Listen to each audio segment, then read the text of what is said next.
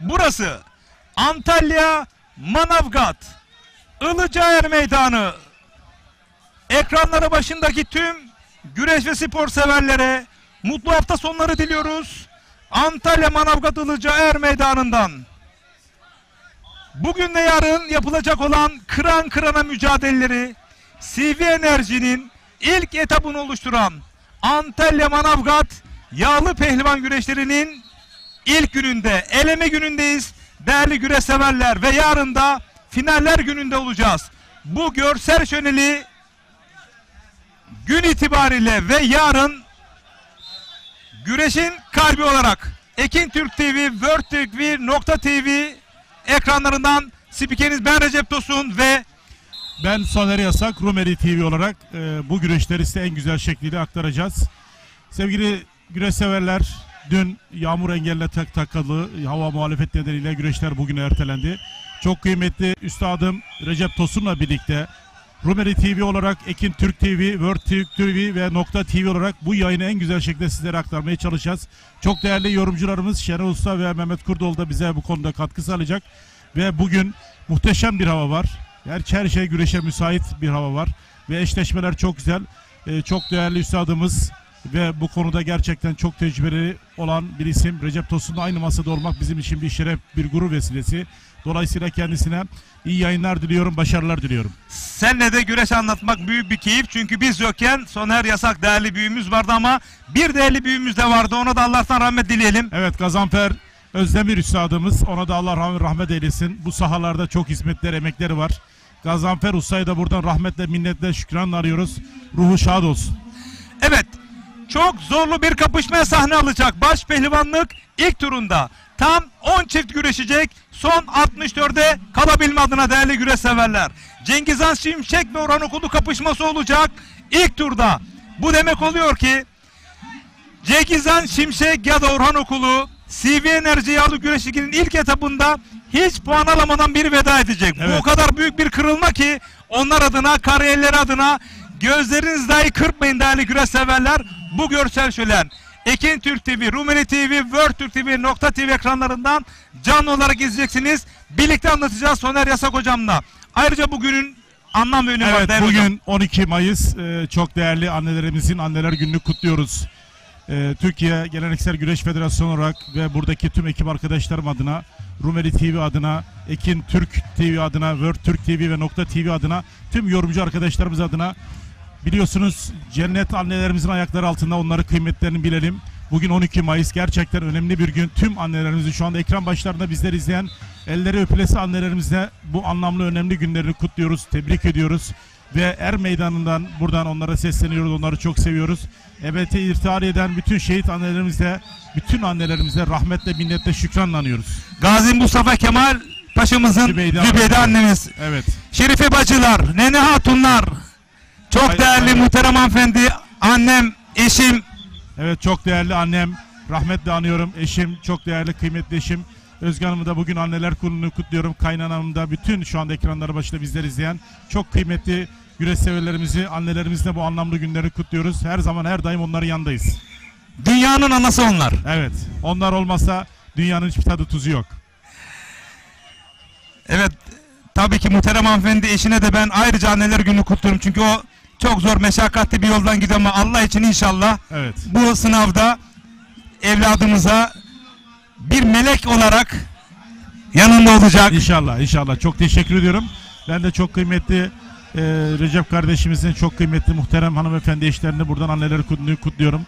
Gerçekten onlar geleceğimizin teminatları, yarınlarımızı yetiştiriyorlar. Çok kıymetli, değerli. O yüzden bu güreş çok önemliydi. Bugün anneler gününe tekamül etmesi bizim için çok ayrı önem. Çok anlamlı değil mi hocam? Evet, bu konuyla ilgili Rumeli TV'de bize bu ekranlarda size en güzel şekilde aktarılmasını sağlayan Rumeli TV'nin perde arkasında çalışan tüm teknik ekibine, genel yayın yönetmenimiz Tuncay Bey'e ve tüm çalışanlarına, Fatih Bey'e teşekkür ediyoruz, onun ekibine. Şu anda bu ekranlarda görüntülerin iyi şekilde akışın size aktarılmasını sağlayan bu kahramanları tek tek kutluyoruz. Ekin Türk TV, World TV, .tv'deki arkadaşlarımıza, tüm emekçilere kutluyorum. Çok değerli yorumcularımıza, bugün bize katkı sağlayacakları engin bilgilerinden faydalanacağız onların da. Çok değerli üstadımız Şener Usta ve Mehmet Kurdoğlu da yanımızda.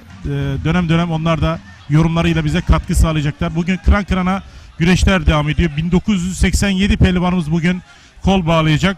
Bunlardan baş pehlivan 74 tane baş pehlivanımız var. Baş altı pehlivan 97, büyük orta 122, küçük orta büyük 114, küçük orta küçük 325, deste büyük 133, deste orta 171, deste küçük 227, ayak boyunda 204, toz koparında 185, teşvik 2'de 88, teşvik 1'de 94, minik 2'de 78, minik 1'de 75 ve genelde toplamda 1987 pehlivanımız bugün Manavgat Ilıca Er Meydanı'nda kol bağlayacaklar. Kıran kırana güreşleri sizlere en güzel şekilde sergileyecekler.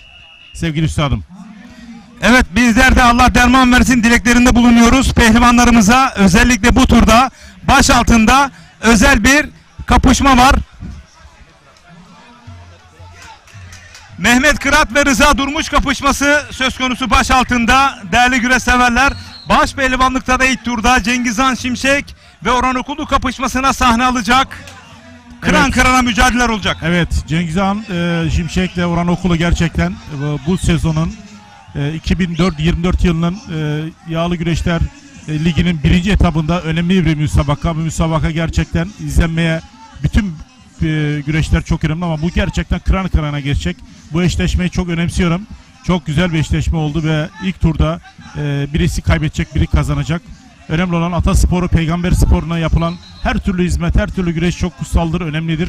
Her bir güreşimizi kutluyoruz. Elleri öpülesi seyircimiz şu anda tıklım sahada oturacak yeri yok. Ama dün hava muhalefeti nedeniyle güreşler bugün ertelendi. Dün yağmur olmasına rağmen tribünler doluydu. Allah'ın karar gereği güreşler bugün ertelendi. Ve bugün muhteşem bir hava var. Gerçekten her şey güreş yapmaya müsait, elverişli. Bundan böyle Rumeli TV'de bütün güreşlerimizi sizlere aktarmaya çalışacağız. Rumeli TV ailesi olarak güreşler daim yanında olacağız. Sizlerle birlikte olacağız. Çok değerli yorumcularımızla, çok değerli konu ve konuklarımızla birlikte sizlere aktarmaya çalışacağız. Bu imkanı bize sağlayan başta Tuncay Bey olmak üzere tüm Rumeli TV ailesine ayrıca teşekkür ediyorum. Evet sevgili güreş severler, hemen ben yorumcumuza da burada Mehmet Kurdoğlu'na vermek istiyorum. Mehmet Kurdoğlu'na da yorumlarıyla katkı sağlasın bize. Görüş verelim sevgili üstadım. Hayır, sizle devam edelim madem. Şimdi değerli üstadım, yorumcularımızı baş pehlivanların müsabakaları arasında biz hem Şener Sarı hem de Mehmet Kurtoğlu hocamızı alacağız. Şimdi biz genel bir bilgi aktaralım. Aynen. Toplamda 72 baş pehlivan güreşeceğini, 74 baş pehlivan güreşeceğini dile getirdik. Evet. Şu anda görüntüleriniz Kürşat Korkmaz şu anda. Şu anki yani bu sahadaki görüntüler değil. Evet, değerli güreş severler. Daha önceki görüntüler şu anda paçalarını az önce paçalarını bağladılar. Şu anda dizildiler. Şu andaki görüntüler evet. Şu anda canlıdayız. Evet. Canlıdayız. Şu anda da dizildiler. Ekranın solundalar. Bu turun özel kapışmaları özelinde sen Cengizhan Şimşek ve Orhan Okulu dışında bir öngörün var mı? Değerli üstadım. Vallahi şimdi en önemli güreşlerden bir tanesi o ama diğer güreşlerde de onlara da bir bakalım hemen. Onunla ilgili yorumlarımızı katalım. Ben bakıyoruz. Bu güreş değil değerli öğretmenim. Rıza Durmuş'un güreşi şu anda 7 numaralı bakıyoruz.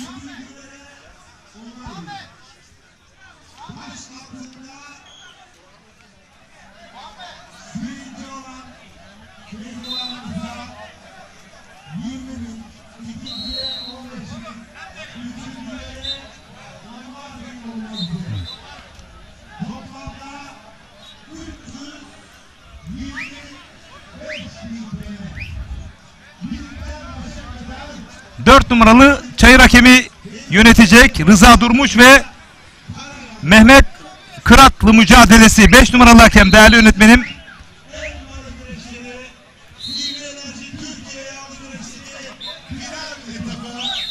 Tam bizim önümüze doğru geldi bu mücadele.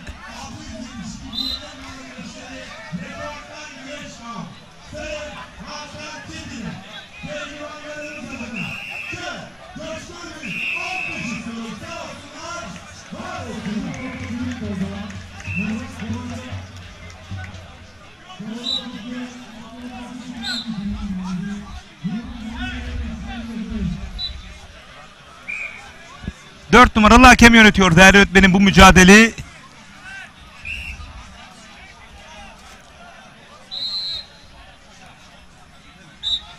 Evet, bu mücadele önemli. Diğer eşleşmeleri de istersen söyleyelim. Tabii ki. Menderes Saltık'la İsmail Erkal bugün eşleşti. Yıldıray Akın'a Ali Yanatma. Kürşat Şevki Korkmaz'la Erhan Ertan. Orhan Okulu'yla Cengizhan Şimşek. Yıldıray Pala'yla Kemal Karaboğa, Mustafa Kemal Karaboğa ilk turda eşleşmeler bu şekilde ama biraz sonra şu anda cazgırımızda Evet. Şu anda baş pehlivanlar Evet. ilk tur sallama atlaması için bir sözü Soner Evet, Yasak. Bırakalım mı? bırakalım. Evet, Bırakalım, şimdi söz bırakalım. cazgırlarımızda. Evet.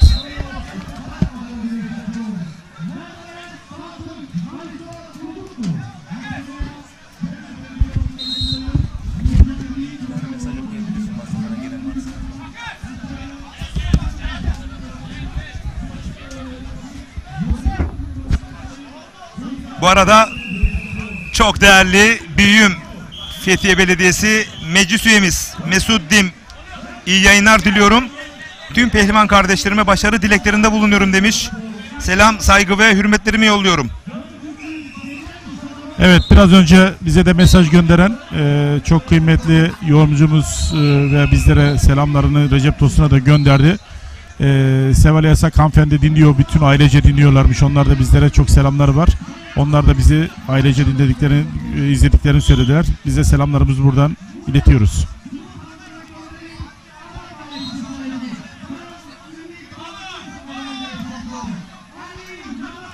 Evet, yine Cihan kardeşim, bizim Soğuksan Cihan kardeşimiz de şu anda bizi izliyor, takip ediyor.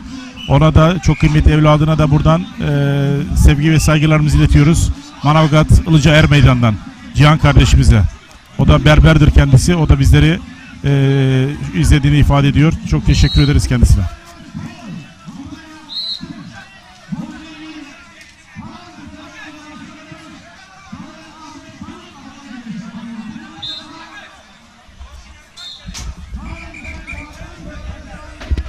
Evet, Arif Akın ve Erkan Ertan, Karamsel hemşerilerim de şu anda ekranlara gelmişken Murat Fitos iyi yayınlar diliyor. Pehlivan kardeşlerime başarılar demiş Karamüsel'den. Hemşerilerin güreşiyor şu anda. Köyceğiz'den Sami Tokmak iyi yayınlar. Balıkesir Gönen'den Akın Akun iyi yayınlar diliyor.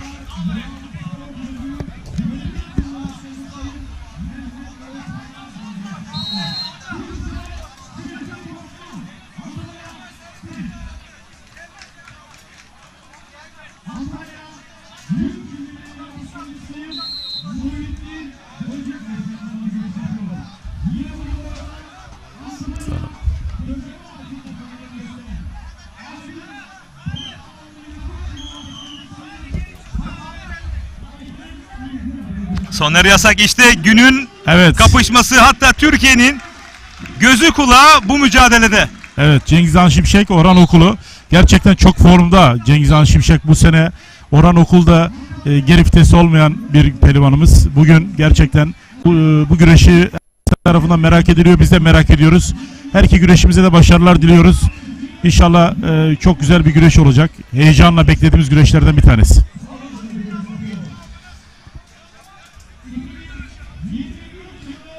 Yine Elmalı'dan şu anda Mustafa Yıldırım ailesiyle bizi takip ettiğini söylüyor. Yıldırım ailesine de buradan sevgi ve saygılarımızı sunuyoruz. Çok da kıymetli hanımefendinin anneler gününde kutluyoruz. Mustafa abiye de selamlar. İbrahim Kantarcı Soner Bey'e hayırlı olsun demiş tekrar. Çok teşekkür ederiz. Çok sağ ol İbrahim Bey'e de çok teşekkür ederiz bu ince görüşünden dolayı. Kendisine saygılarımı sunuyorum.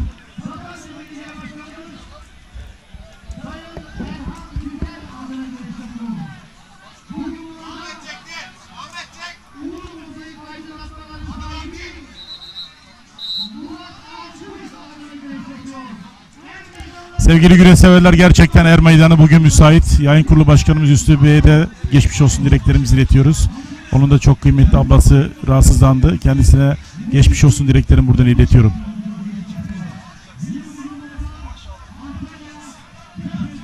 Bugün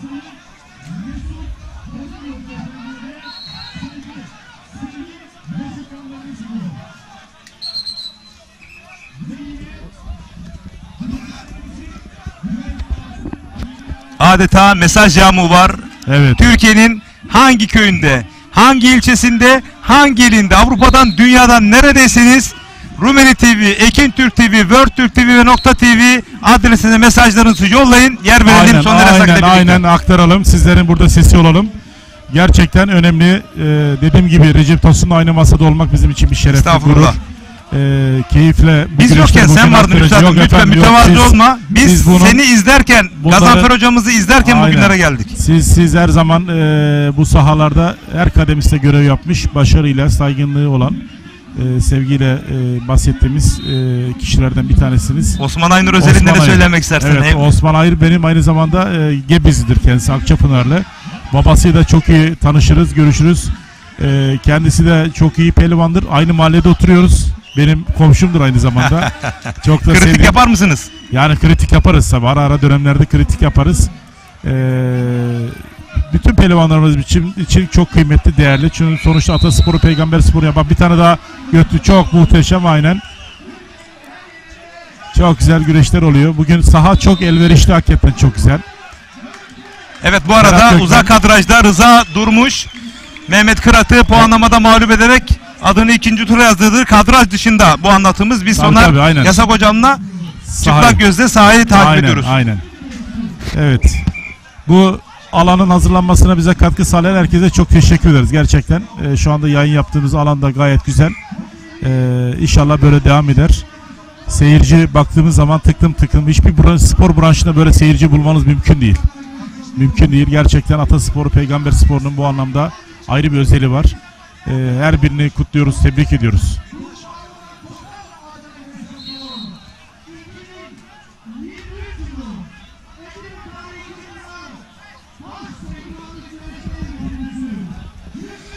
Güreş severlerimiz, cazgırlarımızın anonslarının yayına tam gelmediği noktasında bir görüşleri söz konusu. Ömer Oğuzhan değerli büyüğüm, haklısınız.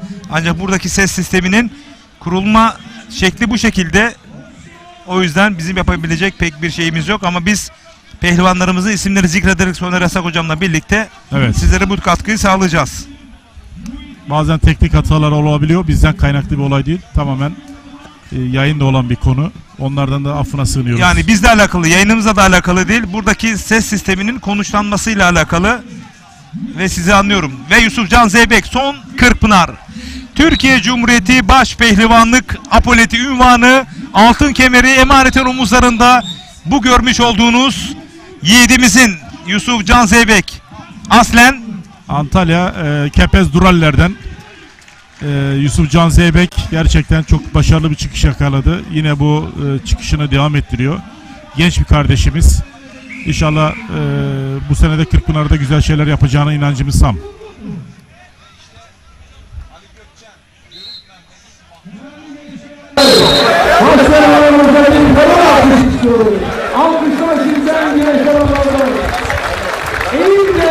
İşte 10 çiftimiz. Yıldıray Akın ve Ali Yanatma bu turda da zorlu kapışma söz konusu. Orhan Okulu ve Cengizhan Şimşek kapışması özelinde. Evet, Kadir Doğan da şu anda bizleri izliyormuş. Ailece kendilerine saygı ve sevgilerimizi iletiyoruz Duraller'den. Kadir Doğan ailesine selamlarımızı iletiyoruz.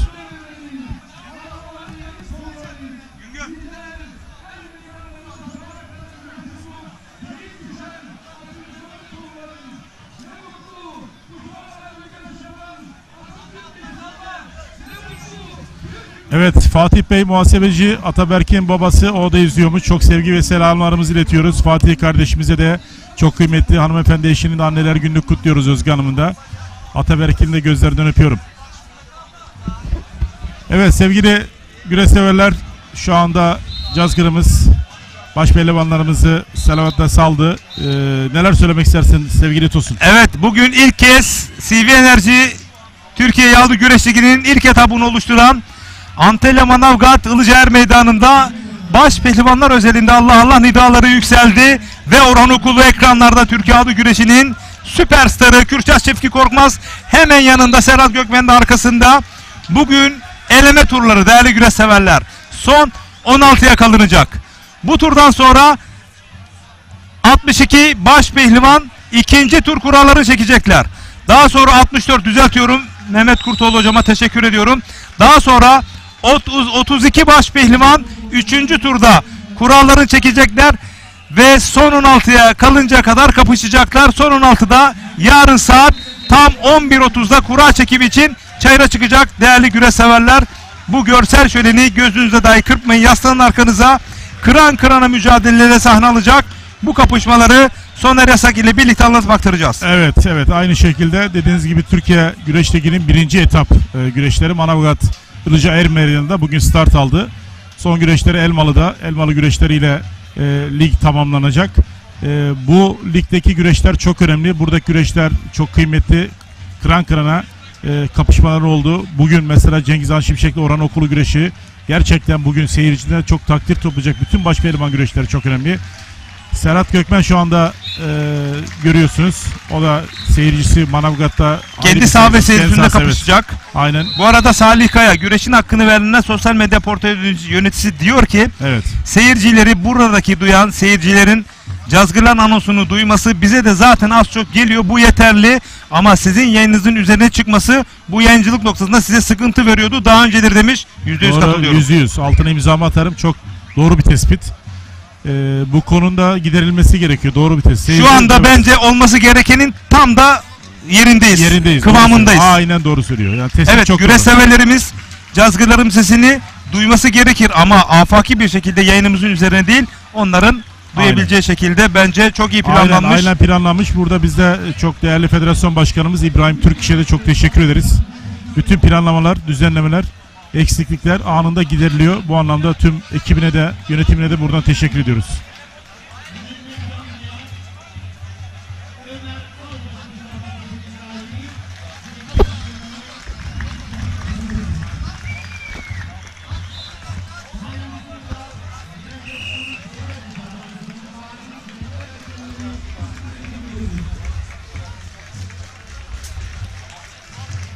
Bu arada mesajlarınız geldikçe yer vereceğiz. Huzur Peşrevi'nde Sait Öztürk Kumluca'dan başta rahmetli annem olmak üzere tüm annelerin anneler gününü kutluyorum. Ali Aydın Yörük İnşaat tüm annelerimize hürmetle ellerinden öperiz demiş. Evet doğru. Biz de aynı şekilde Fatih Bey'e de teşekkür ettik. Seval Hanım'a teşekkür ettik.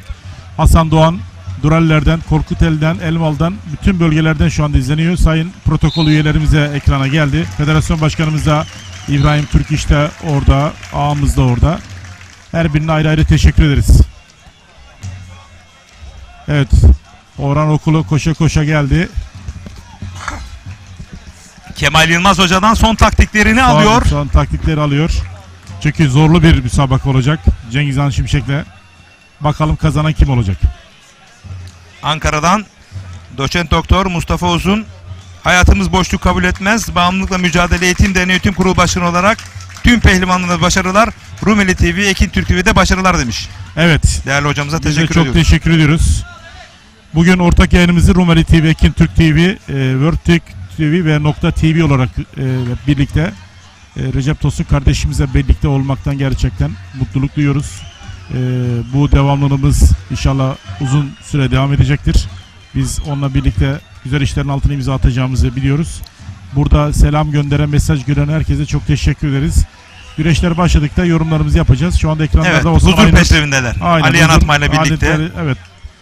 Sayın Alim Karaca, Fethiye Belediye Başkanımızın baş pehlivanı Ali Yanatma. Bu arada değerli eski rejisörümüz Ozan Bostunç, yengem, annemin ve tüm annelerin gününü kutluyorum. Sonra Rabbime selam yollar mısın demiş. Çok Ozan teşekkür Bostunç. ederim. Allah razı olsun. Aleykümselam. Biz de selamını aldık, kabul ettik. Çok teşekkür ediyoruz.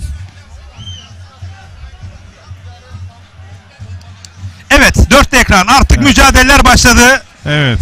Ve bu kapışmaları anlatıp aktaracağız. Soner Yasak değerli büyüğümüzle birlikte. Orhan Okulu Cengiz Han Şimşek sol üst kadrajda. Yusuf Can Zeybek, Ali Gökçen sağ üst kadrajda. Hüseyin Gümüşoğlan, Osman Özgün sol alt kadrajda. Osman Aynur Abdullah Güngör sağ alt kadrajda. Ali Yanatma kapışmasını da hemen bu kadrajların dışında yer verebiliriz. Çünkü o kapışmada çok önemli. Dönem dönem oraya da geçebiliriz. Yıldıray yakında kapışıyoruz çünkü.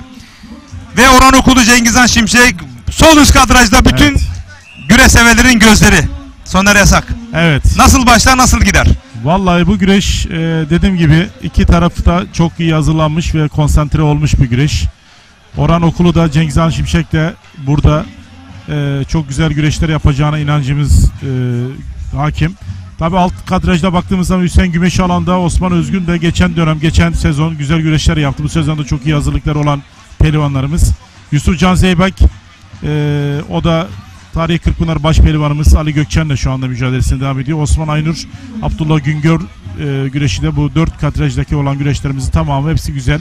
Bir ama yüzde öngörüm var mı değerli Soner yani Yasak şimdi Büyük? yüzde söylemek şu anda yanlış olur. Biraz Orhan Okulu Cengiz Han Şimşek dışında. dışında. Evet. Dışında şöyle Yusuf Can Zeybek, Ali Gökçen. yani burada Yusuf Can Zeybek biraz daha favori olduğu için mutlak favori olduğu için buradan yüzde olarak baktığımız zaman o ağır basıyor burada. Sağ alt kadrajda Osman Aynur, Abdullah Güngör. Bu da iyi bir güreş olacak. İki tecrübeli baş pehlivan. Ben %50 değil. %50 aynı, ben de aynı görüşteyim. Hüseyin Gümüşalan, Osman Özgün son alt kadrajda. Hüseyin Gümüşalan biraz daha favori bana göre. Mutlak favori o da. Mutlak %100 orada dediğimiz gibi baş pehlivanlardan bir tanesi. Çok konsantre, baktığınız zaman yapısal olarak da fizik anlamda da üstünlüğünü üst düzey kabul ettirmiş ve sahada yansıtabilen bir kapasite. Orhan Okulu Cengiz Han Şimşek %50. Bakalım bu süre, bu denge, makas dengesi son 10 dakika, 15 dakika, 20 dakika sonra artar mı, yükselir mi bilmiyorum ama ben %50 diyeyim. Tıpkı Muğla, Fethiye, Göcek'ten Mithat Dim'in söylemiş olduğu gibi %50'deyiz. Başlangıç itibariyle ama bu makas aralığı yükselir mi, kısalır mı, kimin lehine ya da aleyhine, bunu Soner Yasak hocamıza birlikte anlatacağız. Devam edeceğiz. Tabii şu anda İzmir'den de bizi izleyen var. Serhan abi, Merkez Hakem Kurulu Başkanımız bizim tekerlek sandalye basketbolda. O da şu anda İzmir'de eşiyle birlikte. O da amansız bir rahatsızlığı var eşinin de. Ona da buradan geçmiş olsun dileklerimizi iletiyoruz. Allah şifa versin. İzmir'e sevgi ve saygılarımızı, Kartal ailesine. Yapmış olduğumuz bu öngörüleri güreşseverlerimiz de tespit noktasında doğruluyor. Evet. Salih Dönmez Finike'den, Elmalı'dan Yusuf Onbaşı ile birlikte izliyoruz. Orhan Okulu Cengiz Han Şimşek, güreş tam da ortada demiş Salih Dönmez. Evet. Salih Dönmez'le birlikte Osman Özgün ve Hüseyin Gümüşalan güreşte gerçekten takdire şayan. Diğer 3 karşılaşmada erken bir galibiyet söz konusu olursa sen Hüseyin Gümüşalan, Yusuf Can Zeybek özelinde hangisini beklersin? Hüseyin Gümüşalan'la Yusuf Can Zeybek şu anda benim öngörüm. Bakalım Ali Gökçen de eski baş pehlivan, Yörük Mehmet'in mahtumu, merhum, ama yer güreşini iyi de biliyor. Bakalım ne kadar direnecek olacak ama bu öngörü olarak baktığımız zaman Hüseyin Gümüşalan bu anlamda, fiziki anlamda sahaya kendisini çok iyi yansıtan tecrübeli bir isim. Şu anda Yağlı Güreş Pehlivanlar sosyal medya portalında Orhan Okulu mu, Cengiz Han Şimşek mi oylaması yapılmakta. %52 Cengiz Han Şimşek, %48 Orhan Okulu diyor.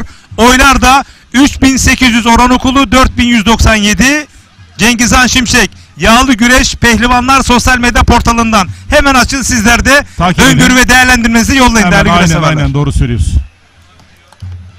Bakalım Orhan Okulu mu olacak, Cengiz Han Şimşek mi, hep birlikte göreceğiz ama bugünün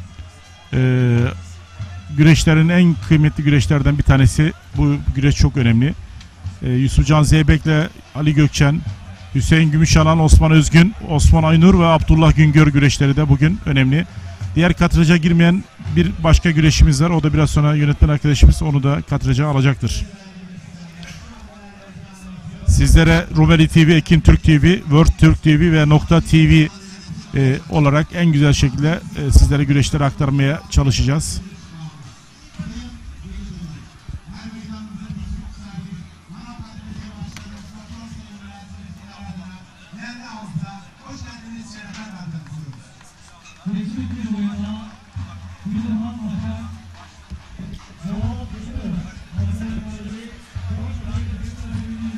Evet, Yusuf Can Zeybek sağ üst kadrajda, sağlı sollu atakları söz konusu, henüz bastıramadı.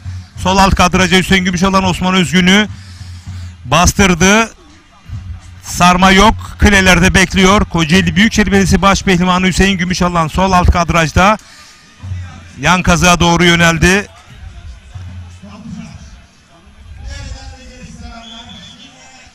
Orhan Okulu Cengiz Han Şimşek mücadelesi stabil bir şekilde, taktik savaşları söz konusu. Bakalım Kim kime mental üstünlük sağlayacak?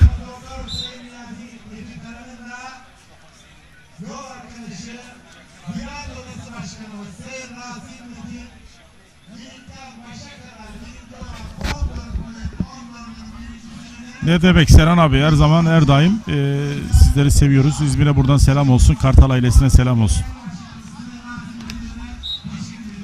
Evet, Orhan Okulu Cengizhan Şimşek güreşi devam ediyor.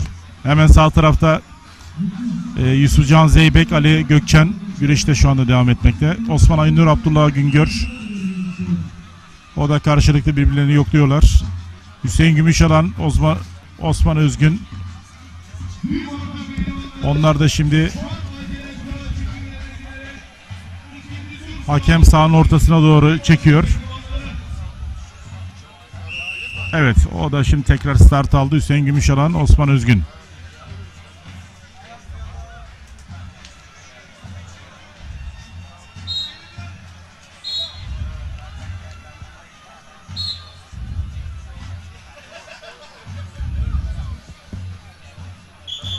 Manavgat Ilıca Er Meydanı'nda bugün her şey güreşe müsait, uygun. Tüm seyircilerimiz şu anda baktığınız zaman oturacak yeri yok tribünlerde. Gerçekten havada bugün elverişli, müsait. İnşallah böyle devam eder. 21 santigrat derecede ama saat 13.30 gibi bir yağmur geçişi beklenmekte. Bu pehlivanlar için bakalım ne kadar önem arz edecek. Çünkü soğuk havalarda güreşebilen, ılık havalarda güreşebilen ve sıcak havalarda güreşebilen pehlivanlar söz konusu. Orhan Okulu sıcak havalarda güreşen baş pehlivanların özelinde biliyorsunuz çok farklı. Evet, diğer güreşlerde de Menderes Saltık ve İsmail Erkal, Yıldıray Akın, Ali Yanatma, Kürşat Şevki Korkmaz ve Erkan Ertan. Onlar da şu anda ekranlarda yok ama dönemsel olarak onlar da ekrana geleceğini düşünüyoruz. Bu güreşlerde saha içerisinde, sahanın değişik muhtelif yerlerine devam ediyor. Bunlar da gerçekten Şevki Korkmaz'la Kürşat Şevki Korkmaz, Erkan Ertan güreşi.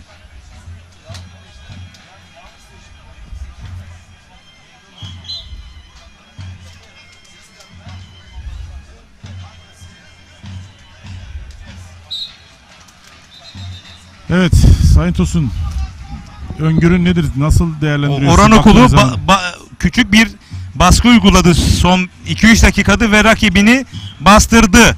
Öngörü bu şekilde ama Cengizhan Şimşek her zamanki gibi bir taktik yapmış olabilir mi? Ayakta çok yıpranmamak adına Orhan Okulu'nun altında yer güreşini benimsemiş olabilir mi? Senin öngörün tabii ki çok önemli. Yani burada benimsemiş olabilir. Belki bu bir taktik olarak da olabilir ama baktığımız zaman Hüseyin Gümüşalan, Osman Özgün güreşini de bakacak olursak o da sürekli hakem tabii Hüseyin Gümüşalan'ın fiziki üstünlüğü Osman'a göre daha fazla olduğu için biraz daha baskı uyguluyor. Baskı uygulayınca da bazen yerde güreş devam etmiyor. Daha çok ayakta devam ediyor. Sonuç itibariyle bakalım kazanan kim olacak.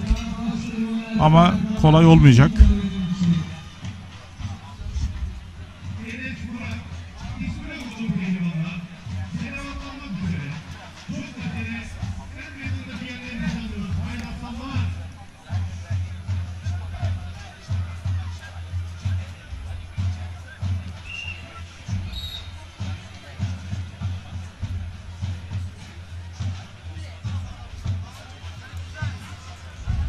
Evet değerli güreş severler, burası Antalya, Manavgat Ilıca Er Meydanı.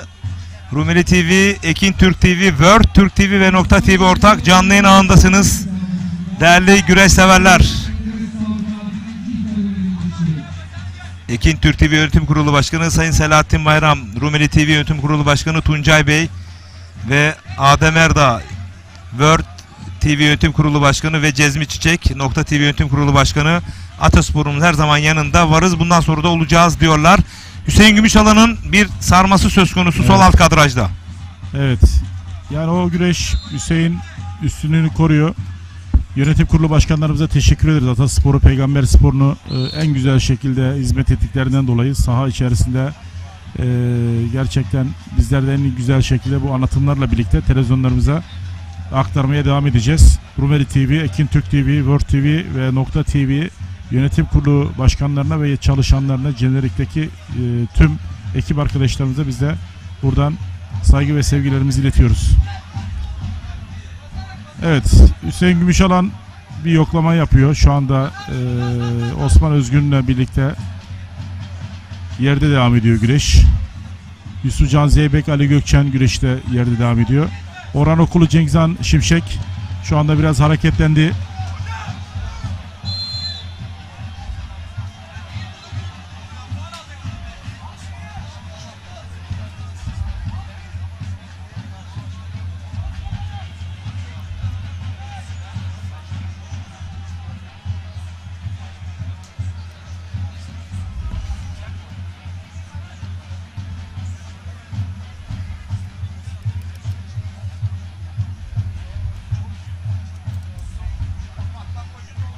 Kocaeli Karamürsel'den Murat Fitos iyi yayınlar diliyor. Biz de Kocaeli'ye buradan selamlarımızı iletiyoruz. Vitos'a teşekkür ediyoruz.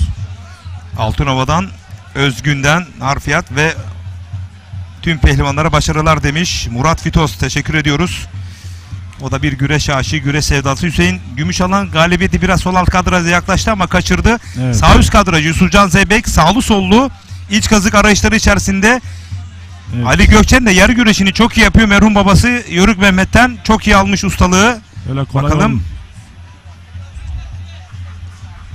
Yörük Mehmet'in mahtubu tabii, öyle kolay değil o. Yusufcan Zeybek'in de işi öyle kolay değil. Kesinlikle. Hata yapan gider burada. Ve 4 mücadelede ayakta devam ediyor. 3 mücadele yerdeyken bir anda ayağa kalktılar. Süleyman Onuk, Ali Gürbüz yok mu demiş. İkinci turlarda kura çekecek. Aynen. Bugün 10 çift ilk turda, yani 20 pehlivan güreş tutuyor ve 54 baş pehlivan tur atladı direkt. Değerli güreş severler.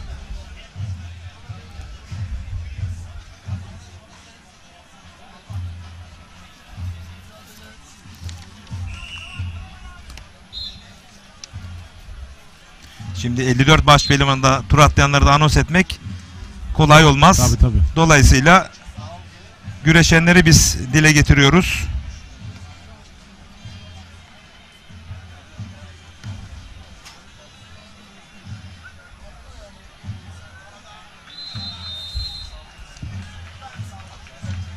Orada bir yeniş oldu herhalde. Serhat Gökmen. Evet. Serhat Gökmen uzak kadrajda. Evet. Serhat Gökmen galip. Evet. Fatih Çakıroğlu'nu Evet. mağlup etti uzak kadrajda. Şu anda Evet, ekranda yok. Aynen.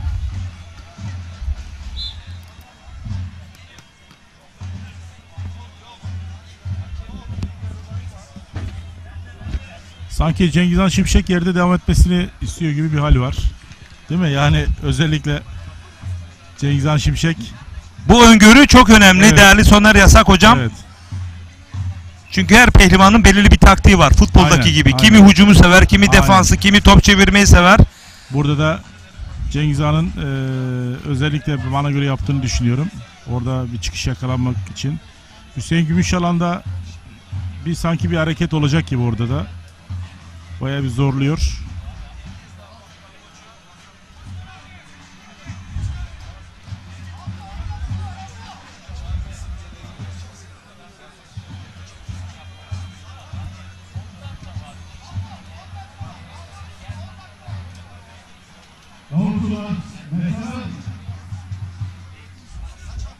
Bu arada Hüseyin Gümüşalan patlangoç oyunundan sarmaya doğru yöneldi. Patlangoç oyununun baş mimarı merhum ustamız Aydın Demir'di. Patlangoç oyunu zor yapılabilen ama yenişi çok kolay olan bir oyun. Paçakazık'tan karşı tarafa doğru aktardı Hüseyin Gümüşalan. Sanki Dış kazık yan paçada sağdan sarmayı taktı. sonucu Oradan gelecek iç paçaya doğru yönelirse artık galibiyet kaçınılmaz olacak. Aynen.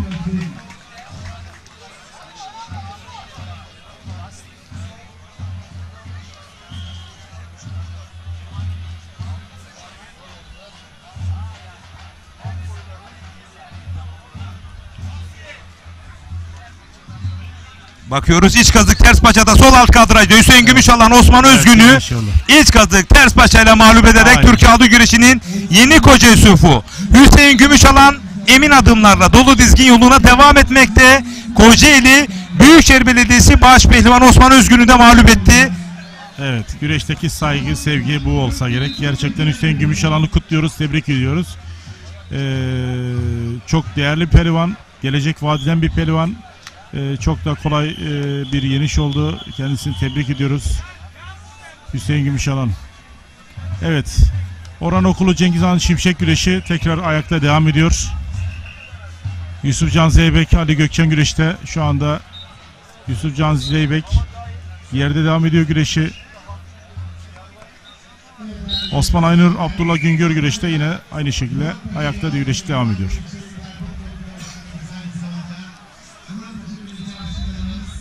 Kürşat Şevki Korkmaz sol alt kadraja gelen mücadele değerli güreş severler. Kürşat Şevki Korkmaz rakibi Erkan Ertan'la güreşiyor sol alt kadrajda. Sol alt kadrajda Kürşat Şevki Korkmaz Erkan Ertan kapışması değerli güreş severler. Sol alt kadrajda evet. Hüseyin Gümüşalan Osman Özgün değil. Yeniş oldu. Kürşat Şevki Korkmaz. Evet şu anda Paşakazık'tan havalandırıyor Kürşat Şevki Korkmaz. İçi buldu evet. Erkan Ertan'ı mağlup ederek o da adını ikinci tura yazdırdı. Manavgat Ilıcaer Meydanı'nda.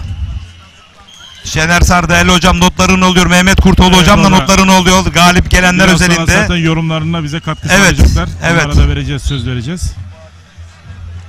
Biz ilk tur sonrasında müsaade isteyeceğiz.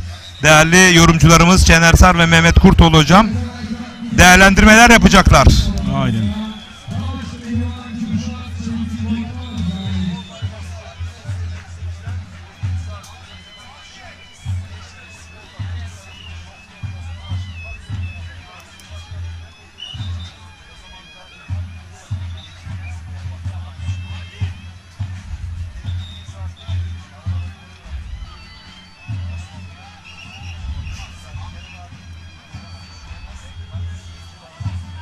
Evet, Cengiz Han Şimşek, Orhan Okulu güreşi devam ediyor, ayakta devam ediyor. Şu anda ekranlarda.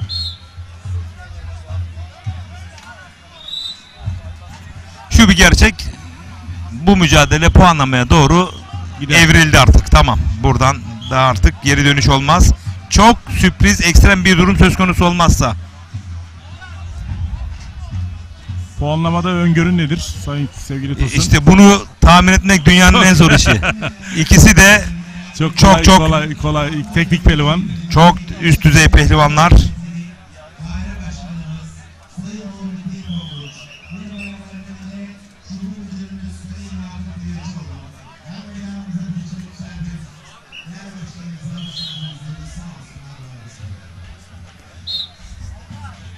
Ama bugün gerçekten hava muhteşem. Her şey güreşe yapmaya elverişli. Ne soğuk ne sıcak.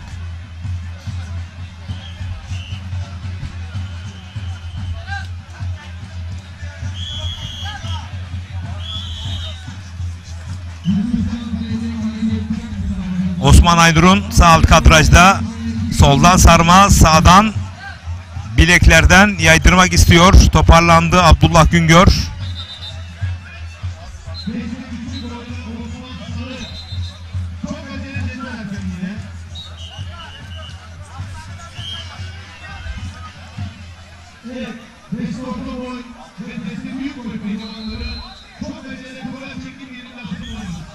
Sahayı nasıl buldun sevgili Tosun?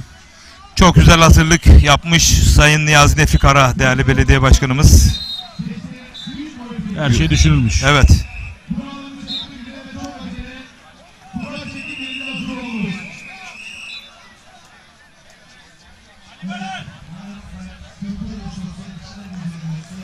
Bu arada Adana Sarıçam Belediye Başkanımız Sayın Bilal Uludağ iyi yayınlar diliyor.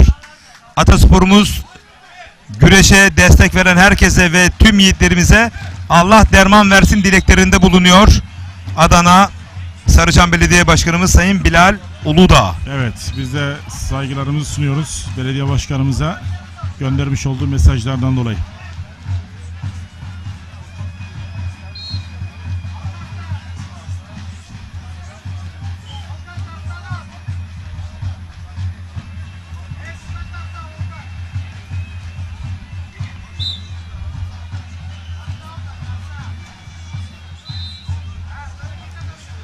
Yalova Altınova'dan Özgün Harfiyat iyi yayınlar diliyor. Er meydanda güreşen tüm pehlivan kardeşlerime başarılar demiş. İnşallah Altınova Fevziye güreşleri de kaldığı yerden devam eder.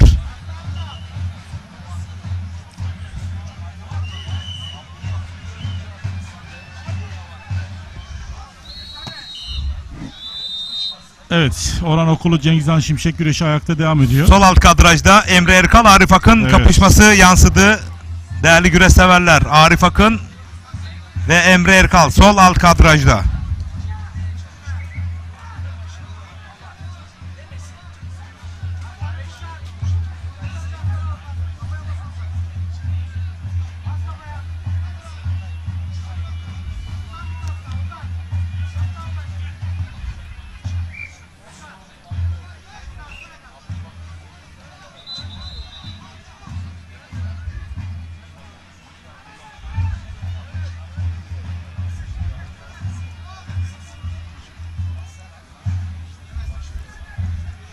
Sağ üst kadrajda Ali Gökçen'i ben tebrik etmek istiyorum. Yaşına rağmen Yusufcan Zeybe'nin bütün sağlı sollu hamlelerini şu ana kadar savuşturdu. Çok iyi bir direnç ortaya koydu tecrübesiyle.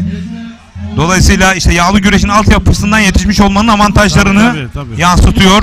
Yusufcan Zeybek gibi büyük bir star karşısında. Aynen, bu tecrübe çok önemli.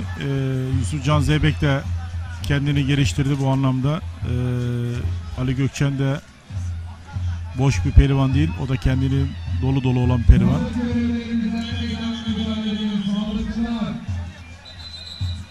Emre Erkal, Arif Akın güreşi de sol altta devam ediyor.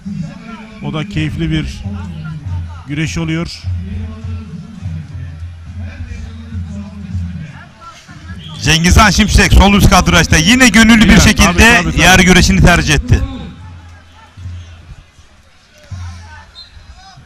Taktik yaptığı konusunda su götürmez bir gerçek. Kesinlikle. Ayakta çok yıpratmıyor kendini.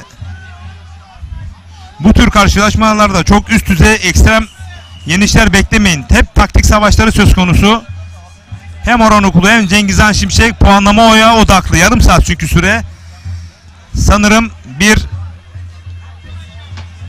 5 ya da 10 dakika içerisinde puanlama anonsu yapılacak. Evet. Her şeylerini puanlamada ortaya koyacaklar. Şu anda kontrollü bir şekilde gidiyorlar.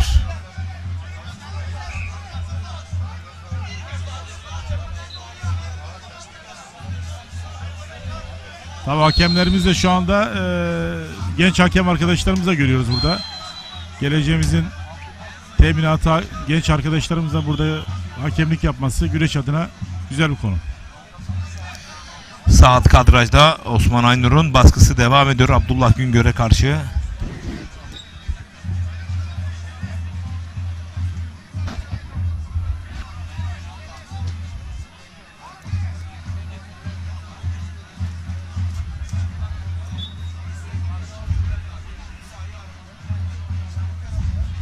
Sağ üst tarafta Yusufcan Zeybek, Ali Gökçen güreşi devam ediyor. O da yerde devam ediyor. Aynı Orhan Okulu Cengiz Han Şimşek güreşinde olduğu gibi kontrollü bir şekilde.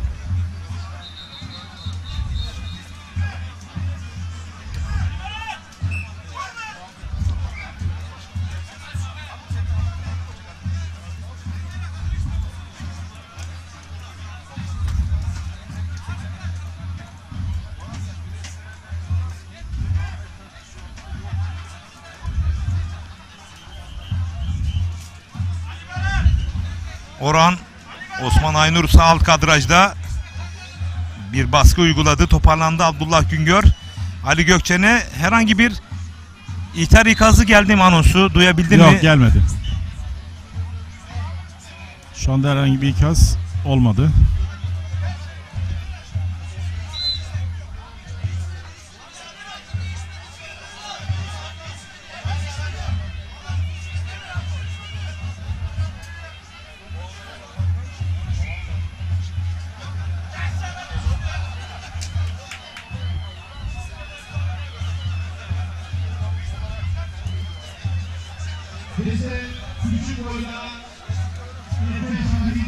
Tekrar Osman Aynur soldan sarmayı kalktı. Bu görmüş olduğunuz kapışmalarda mağlup olanlar hiç puan alamadan CV Enerji Yağlı Güreşi'nin ilk etapını 0 çekecekler. 0 puan alacaklar. Bu onlar için büyük bir handikap olacak. Bu Bir yüzden dezavantaj olacak.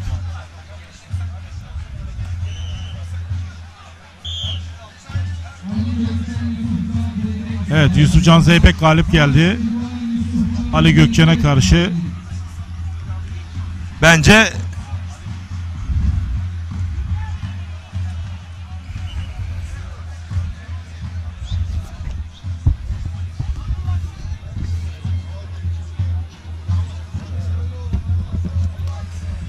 İhtarların anonsu gelmemesi Evet. biraz daha bizi yanılttı. Özür diliyoruz Tabii, sizlerden. tabii, anons 3 gelmeyince ihtarla üç diskalifiye edildi. Diskalifiye edildi, doğru söylüyorsun. Hemen önümüzde Yıldır'a yakın Ali Yanatma mücadelesi var değerli yönetmenim. Hemen önümüzde. Bakın iki çifte şu anda önümüzde. Ali Yanatma mücadelesi de var. Dörtlü ekranda alabiliriz. Ali Yanatma mücadelesi de var.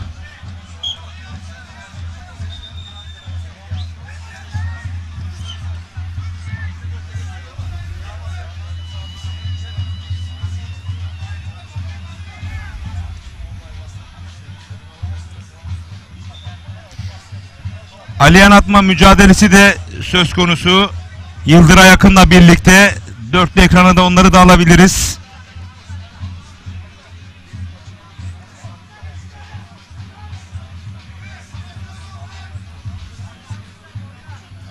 Bu arada Antalya Korkuteli Güreş Ağası Sayın İrfan Ünal tüm pehlivan kardeşlerime başarı dileklerinde bulunuyorum demiş. Orhan Çetin değerli büyüğümde sana çok selam var. Aleykümselam. Soner abi. Orhan abi bize selam olsun. Kendisini tebrik ediyoruz.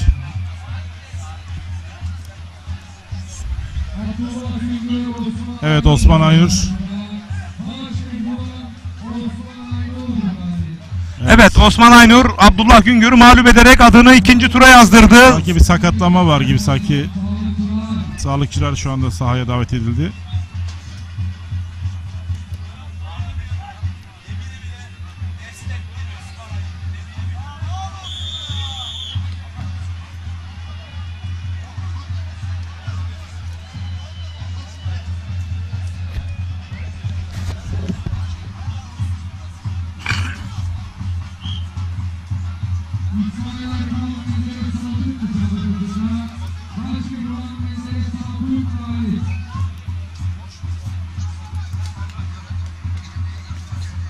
Evet, Emre Erkal, Arif Akın güreşleri yerde devam ediyor. Orhan Okulu, Cengiz Han güreşi ayakta. Sanki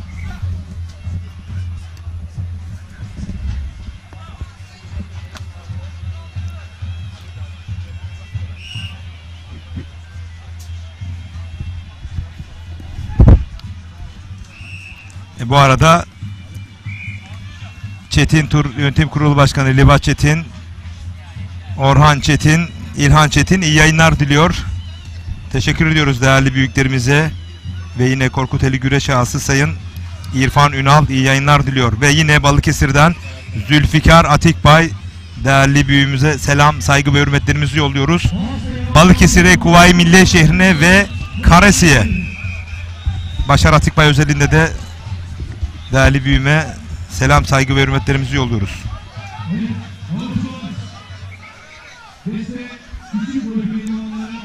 evet. Evet, baş pehlivanların puanlama anonsu geldi. Ali Yanatma Yıldır'a yakın kulenin önüne doğru geliyor. Cengizhan Şimşek Orhan Okulu da şu anda son taktiklerini alıyorlar. Mustafa Kemal Karaboğa da hemen yanında. Cengiz Han Şimşek.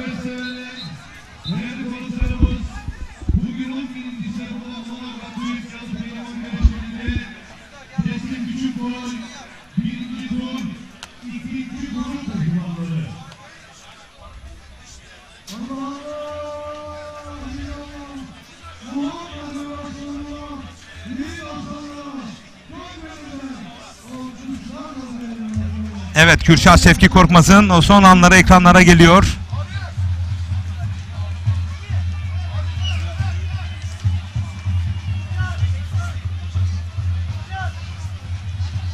Bakalım puanlamada ne olacak? Orhan Okulu mu? Cengizhan Şimşek mi? Onu hep birlikte göreceğiz.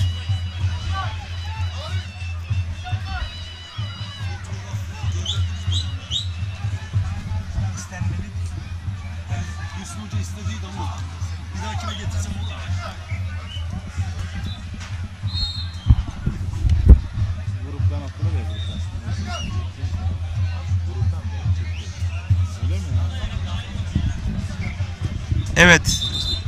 Şu anda puanlama için işte Osman Aynur, Abdullah Güngör'ü yendi o son anlar ekranlarda.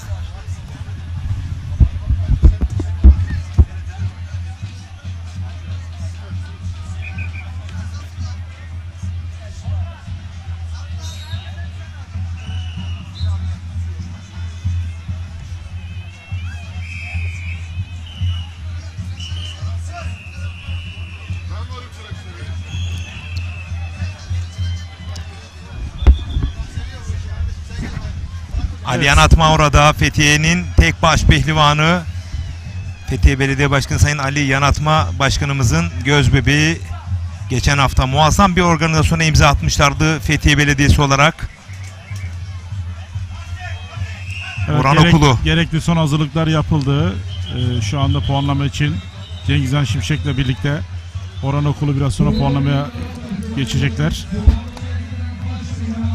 Antrenörler gerekli hazırlıklarını güreşler için yaptılar. Bakalım kazanan kim olacak? Öngörün yok herhalde. Çok zor, çok zor. Aliyan Atma ve Yıldır'a yakın mücadelesini alabiliriz değerli yönetmenim. Evet, şu anda tam karşıda Yıldır'a yakın.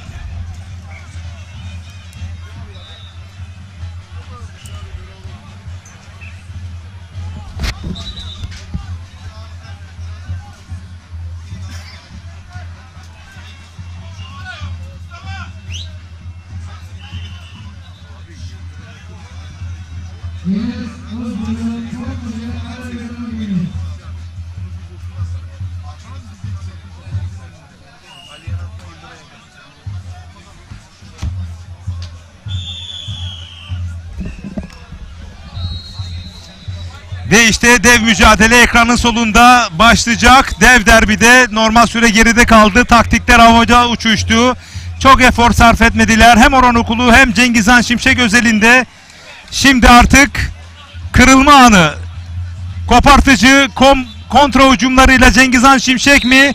O bildik temposuyla 3 ve 4. vitesten bir anda 5'e yükselen Orhan Okulu mu?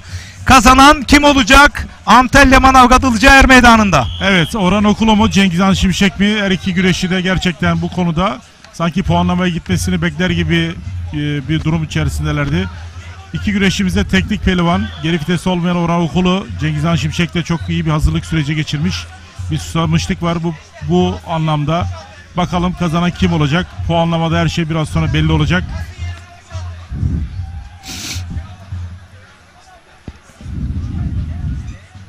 Çok temkinli hareket ediyor Cengizhan Şimşek. Her iki güreşçimiz de bu anlamda temkinli bir şekilde ataklarını yapacaklar. Orhan Okulu mu Cengizhan Şimşek mi? Hep birlikte biraz sonra izleyeceğiz. Ama her iki güreşte çok iyi konsantre olmuş. Kasnaklarını vermemek adına Evet. hemen dizlerinin üzerinde Cengizhan Şimşek. Bütün gözler bu mücadelede.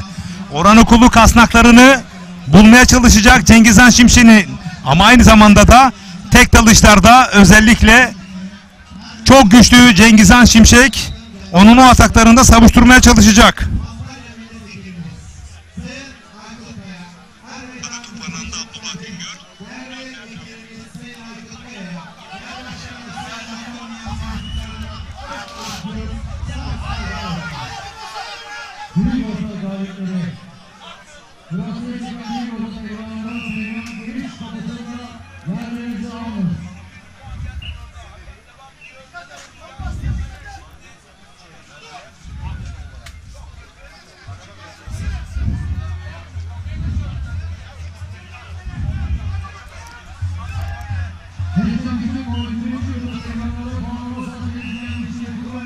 Eller ensede Orhan Okulu'nun.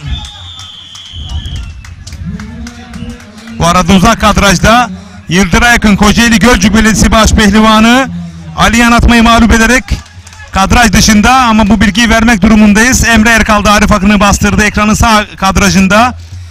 Çayır'da bir mücadele var. Orhan Okulu ve Cengizhan Şimşek kapışması.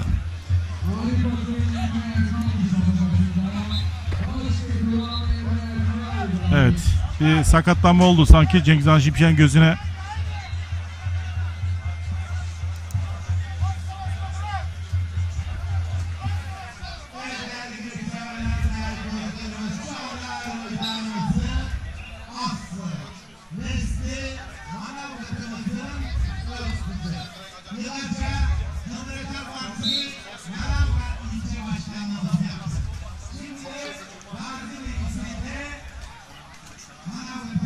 Evet, Orhan Okulu da Cengizhan Şimşek de çok temkinli değerli güreş severler.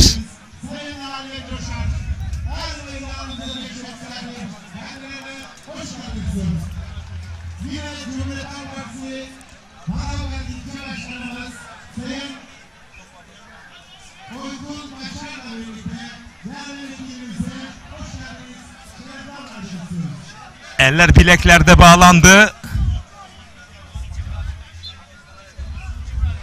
Cengizhan Şimşek. Her iki güreşçi çok temkinli hareket ediyor Sayın Tosun. Bakalım Cengizhan dalış Şimşek'te yapabilecek işte mi? Dalış. Orhan Okulu'da kasnağa uzanabilecek mi? İkisinin de özellikleri farklı. Hücum stratejileri çok farklı. Ama şu bir gerçek. Artık hatanın telafisi olmadığı anlarda dalan bastıracak ya da hücum yapan bastıracak ve adını ikinci tura yazdıracak. Bu iki yiğidimizin biri bugün sıfır çekecek. Maalesef böyle bir durum söz konusu. Kura azizliği. Cengizhan Şimşek bu yıl CV Enerji Yağlı Güreş Ligi'nde tamamında B torbasından kura çekecek. Yani tüm seri başlarla karşılaşabilme bu şekilde, yani bugünkü gibi tüm baş pehlivanlarla karşılaşabilme şansına sahip. Evet. Dezavantajı diyelim.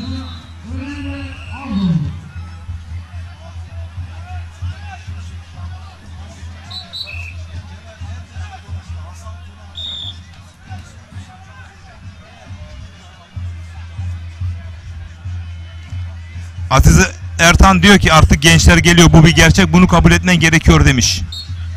Kesinlikle doğru söylemiş. Bu arada 5 numaralı hemen çayır hakemimiz eski baş pehlivanımız Murat Aydoğdu. Bakın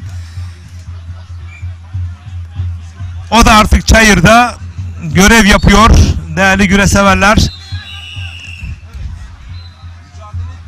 Evet, Orhan Okulu'nun bu dakikalarda biraz da durağan güreşi tercih ediyor. Cengizhan Şimşek'in o güçlü hücumları, ataklarını biraz daha savuşturma adına temkinli. Cengizhan Şimşek de adım adım yürüyor Orhan Okulu'nun üzerine. İşte bu çocuklarımız hemen etrafından alınması gerekir. Tabii, çünkü bu güreş takılabilir, sakatlanabilirler. Her an nerede patlayacağı belli olmaz. Her an her şey olabilir çünkü tamamen buradaki hakemlere önemli görev düşüyor. Alanı biraz geniş tutmaları gerekiyor.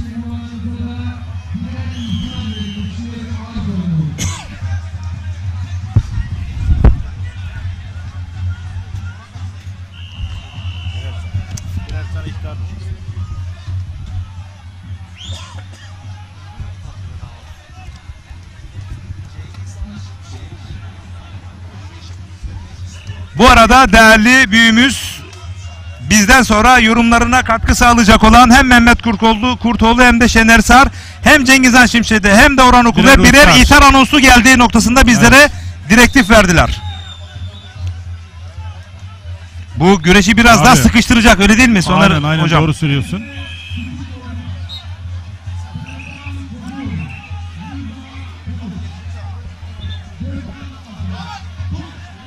Balıkesir'de Ramazan Seren kıran kırana güreşler oluyor demiş. Bakalım kazanan kim olacak?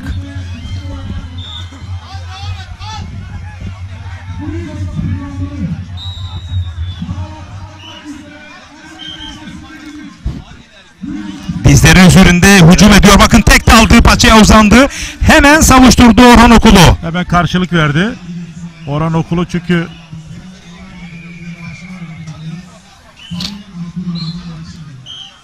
mücadeleyi ayağa kaldırdık. Bu mücadeleyi yöneten çayırların bence En iyi hakemi Kahraman Şişman. Karaman Şişman. Su götürmez bir gerçek.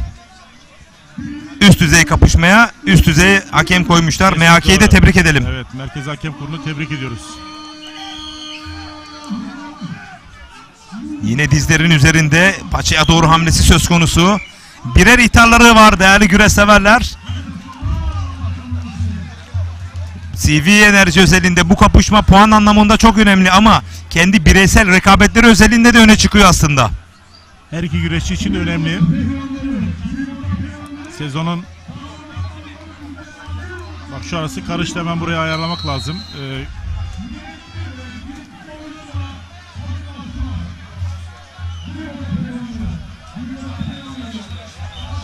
Biraz hareketlendi. Cengiz Han sürekli atak halinde. Evet.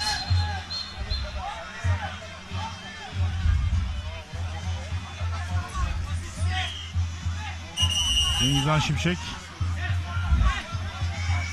Kulenin senin söylemiş olduğun öngörüye göre Çayır hakemi hemen ne yaptı? Kulenin önüne getirdi. Aynen. Temiz alana getirdi. Aynen. Olması gereken bu. Güreş karışıyor orada. Karıştığı zaman da bir anlam ifade etmiyor. Cengiz Han Şimşek ile dizler üzerine ilerlemeye devam ediyor. Ama çok temkinli ve çok kontrollü gidiyor. Bu taktikte biraz uzayacak gibi geliyor bana. Biraz da susamışlık var sanki. Cengiz Han Şimşek'te susamışlık var.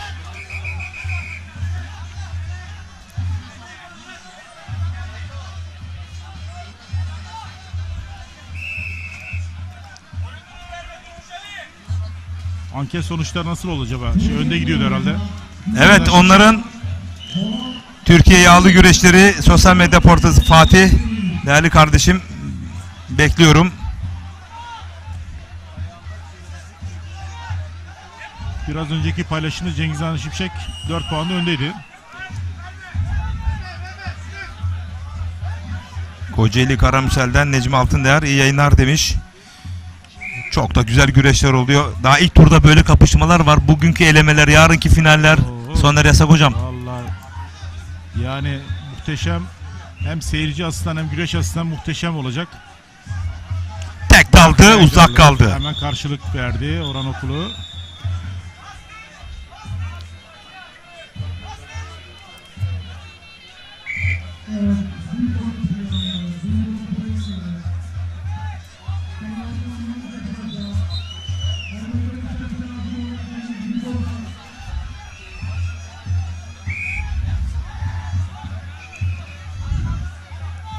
Kocaeli Karamsel'den Suat Fitos, Orhan Okulu kasnaklarına ne zaman ulaşır Soner hocam demiş. Vallahi Orhan Okulu. Cengiz Han Şimşek ne zaman müsaade ederse. Bravo. Yani şu anda hiçbir şekilde buna öngörü kesinlikle kasnağını vermeyeceği noktasında kararlı. Çok istikrarlı ve çok kontrollü gidiyor her iki güreşi de. Orhan Okulu ne zaman hata yaparsa uzman. Orhan Okulu ne zaman öne çıkar? Ancak Cengiz Han Şimşek'in kasnaklarının ulaştığında. Abi, yoksa Orhan Okulu B plan olarak ama Cengiz Han da hiç verecek gibi gözükmüyor kasnağını. Çok doğru. Çok doğru. Kontrollü ve temkinli. Bu arada güreşin hakkını verenler sosyal medya portalında %62 Cengiz Han Şimşek, %38 Orhan Okulu mesajını yollamış Salih Kaya.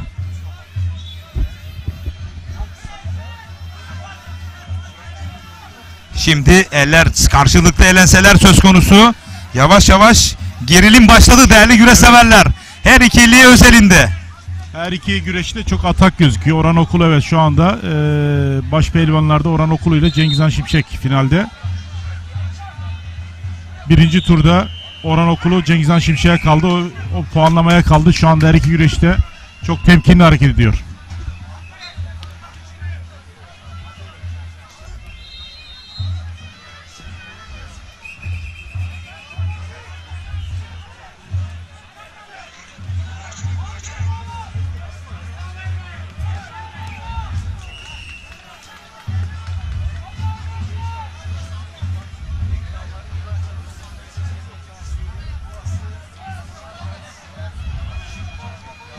Eski güreşçi kardeşim İsmail Özbağ iyi yayınlar diliyor.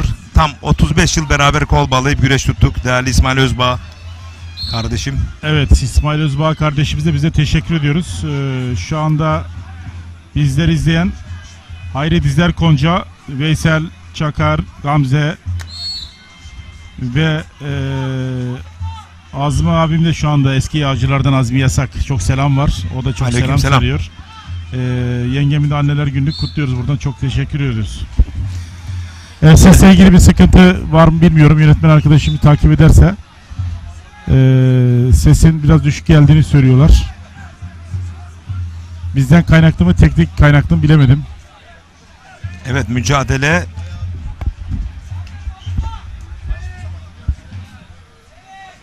Tekrar ayakta ama dizliyor Cengizhan Şimşek.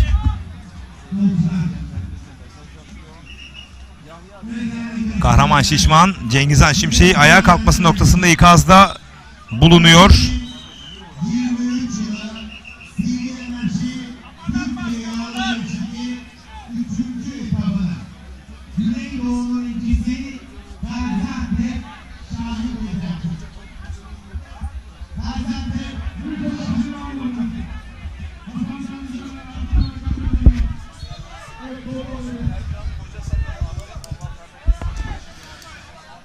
Kasnağı şimdi uzandı. Evet. Orhan Okulu ve senin de söylemiş olduğun gibi ne zaman Cengizhan Şimşek müsaade ederse o zaman uzanabilir dedin. Şu anda müsaade etti ama nasıl bir sonuç çıkacak hep birlikte göreceğiz. Hemen dizledi. Özellikle Orhan Okulu'yla da güreştiğim yıllarda sol eli kasnakta sağ eli paçaya uzandığında neler yapabildiğini bilmeyen yok değerli güreş severler. Çok tecrübeli bir güreşçi. Orhan Okulu'da Cengizhan Şimşek de aynı şekilde. Bakalım buradan galip kim çıkacak ama çok temkinli her iki güreşçimize. Evet, kasnak ve paçalarda iki baş pehlivanda.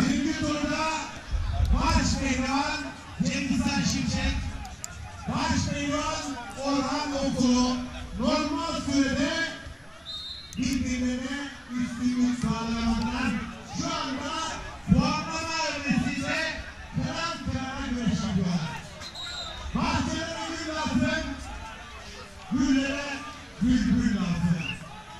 Baş pehlivan Orhan Okulu, Cengizhan Şimşek başta olmak üzere her meydanında güneş tampon çiftleri kocaman alkışlar. Evet, alkışlanması gereken güreşlerden bir tanesi. Gerçekten Cengizhan Şimşek ve Orhan Okulu güreşi. Cazgır'ın da ifade ettiği gibi bu güreş şu anda sonuca doğru gidiyor. Bakalım kim olacak, galip kim gelecek. Buradan bizleri izleyen Veysel Altı'ya teşekkür ediyoruz. Sağ eli kasnakta hemen dizliyor Cengizhan Şimşek. Bu da bir taktik olabilir Evet, mi? olabilir. Orhan Okulu'nun sağ bacağına dalma teşebbüsü noktasında ulaşabileceği en doğru nokta sanki orasıymış gibi planlamış sanki Cengizhan Şimşek. Hep oraya doğru bir hamle yapıyorsun. Özellikle Planlı, soldan programlı. evet soldan dağıtarak sağ paçasına hamlelerini görebiliriz. Ama ne zaman Orhan Okulu bu kasnak paça güreşini bırakırsa işte şimdi gerçek Orhan Okulu Evet. güreş taktiğine büründü. Kasnak ve eller ensede. Buradan artık nereye doğru evrilir güreş siz tahmin edin. Evet, Cengizhan Şimşek tekrar dizlerin üzerinde ama onun da bir planlaması var sanki. Kesinlikle tespit doğru, tecrübe konuşuyor.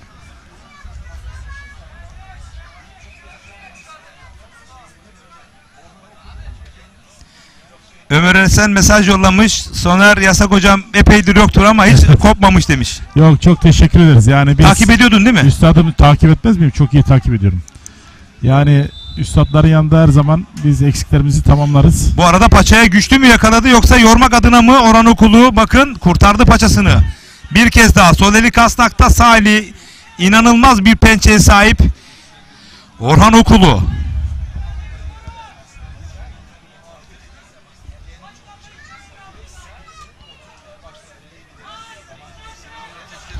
Evet, Orhan Okulu bir hamle yaptı. Bir kez daha koltuk altı arayışında, kol bastı arayışı içerisinde Evet. Cengizhan Şimşek. Hemen karşılık verdi. Bu Cengizhan Şimşek'in yorulduğuna bir delalet değil değerli güreş severler. Yer güreşini benimsiyor. Çünkü oralardan daha küçülerek Daha sağ ya da tehlikeli. sol paçalarını yakalama hamlesi bu. Ama ilerleyen süreçlerde Orhan Okulu'nun tempolu güreşini bilmeyen yok. Cengiz Han Şimşek'i yıpratabilir mi? Muhtemel. Muhtemel, evet.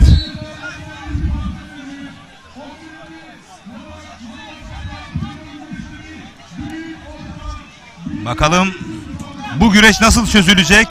Orhan Okulu tempolu güreşinin karşılığı sonrasında bakın sol eli kasnakta Salih Paşa da yükleniyor. Boyundurukla karşılık verdi Cengiz Han Şimşek. Kol bastı arayacak. Oradan Evet, yan kazık yan paşada beline girdi. Bastırdı. Bloke etti ve Evet. Ama devam ediyor güreş. Orhan Okulu Kahraman Şişman düdüğü çaldı. Orhan Okulu mu yoksa Cengiz Han Şimşek mi? Kuleye bakacak. Evet. Vardan kararını verecek. Bir kez daha tekrarını alalım. Düdük çaldı mı? Güreşi bitirdi mi Kahraman Şişman? Mücadeleyi Bitirdi yöneten gibi. çayır hakemi. Tecrübeli bir isim. Sen ne öngörüyorsun? Düdüğü çaldı mı? Bitirdi mi? Bakalım. Orası çok önemli. Kulede vardan bir karar verecek. Bakın. Düdüğü. İç kazık yan paçadan yüklendi. En güçlü olduğu noktada. Sol eli kasnakta Cengiz Han Şimşek'in. Kol bastı yapmak istedi. Evet. Çok güçlü bir şekilde yüklendi Orhan Okulu buradan. Bir anda arkasına doğru dolanacak Orhan Okulu bakın. İşte tam bu Düdüğü noktada çaldı. tam hakimiyet söz konusu mu? Düdüğü çaldı. Hakem düdüğü çalıyor. çaldı. Evet düdüğü Düdüğü çaldı. çalıyor. Düdüğü çaldı çayır hakemi Kahraman Şişman. Ve Orhan Okulu mücadeleyi bıraktı. Cengiz Han Şimşek de oradan Devam etti. devam etti. Ama düdük çalındı.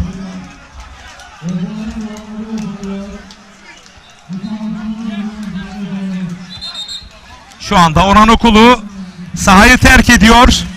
Kemal Yılmaz Hoca sen git yıkanmaya dedi. Kırmızı eşofmanlı Kemal Yılmaz Hoca. Evet. Evet. Kule hakemleri Orhan var da Orhan Evet, Okulu'ya Orhan verdi. Okulu.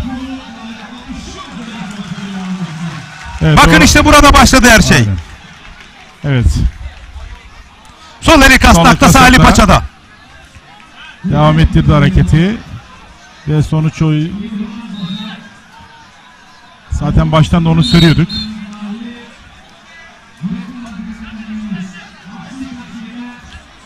Bakın işte Orhan Okulu çok üst düzey bir baş pehlivan. Sezon başından beri Cengiz Han Şimşek'in performansını tüm güreş kamuoyu inanılmaz derecede çok güçlü buldu. Güçlü mü? Hakikaten çok güçlü. Ama işte Orhan Okulu böyle bir baş pehlivan. Bu tür üst düzey kapışmalarda tam konsantre sağladığında neler yapabileceğini herkese ispatladı. En başta Cengiz Han Şimşek'e. Aynen. Ama Cengiz Han Şimşek de bu yıl çok başka bir Cengiz Han Şimşek olduğunu hem Orhan Okulu'ya hem de güreş severlere hem diğer rakiplerine ispatladı. Bu yıl bambaşka bir yıl olacak Cengiz Han Şimşek özelinde. Evet. Tebrik ediyoruz. Her iki güreşimizde gerçekten güzel bir güreş performansı ortaya koydular. Hem Cengiz Han Şimşek hem de Orhan Okulu. Ama kazanan Orhan Okulu oldu. Onu da tebrik ediyoruz.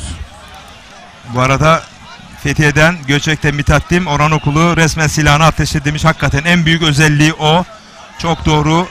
Havanın da dün Evet. çok serindi. Bugün hava sıcak. Orhan Okulu bu tür havalarda çok üst düzey kapışma ortaya koyuyor.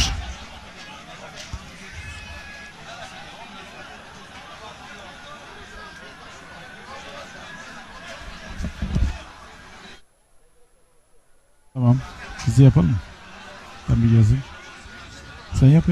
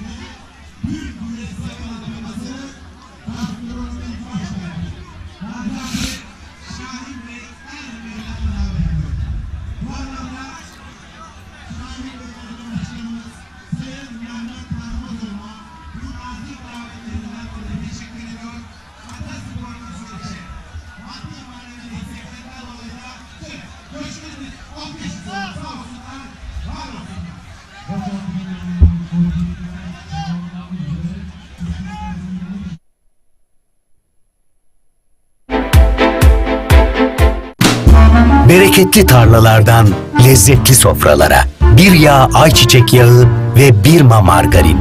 Türkiye'nin en büyük ayçiçek yağı üreticisi Trakya Birlik'ten. Kare parsellerimizin her birisi 399.000 TL.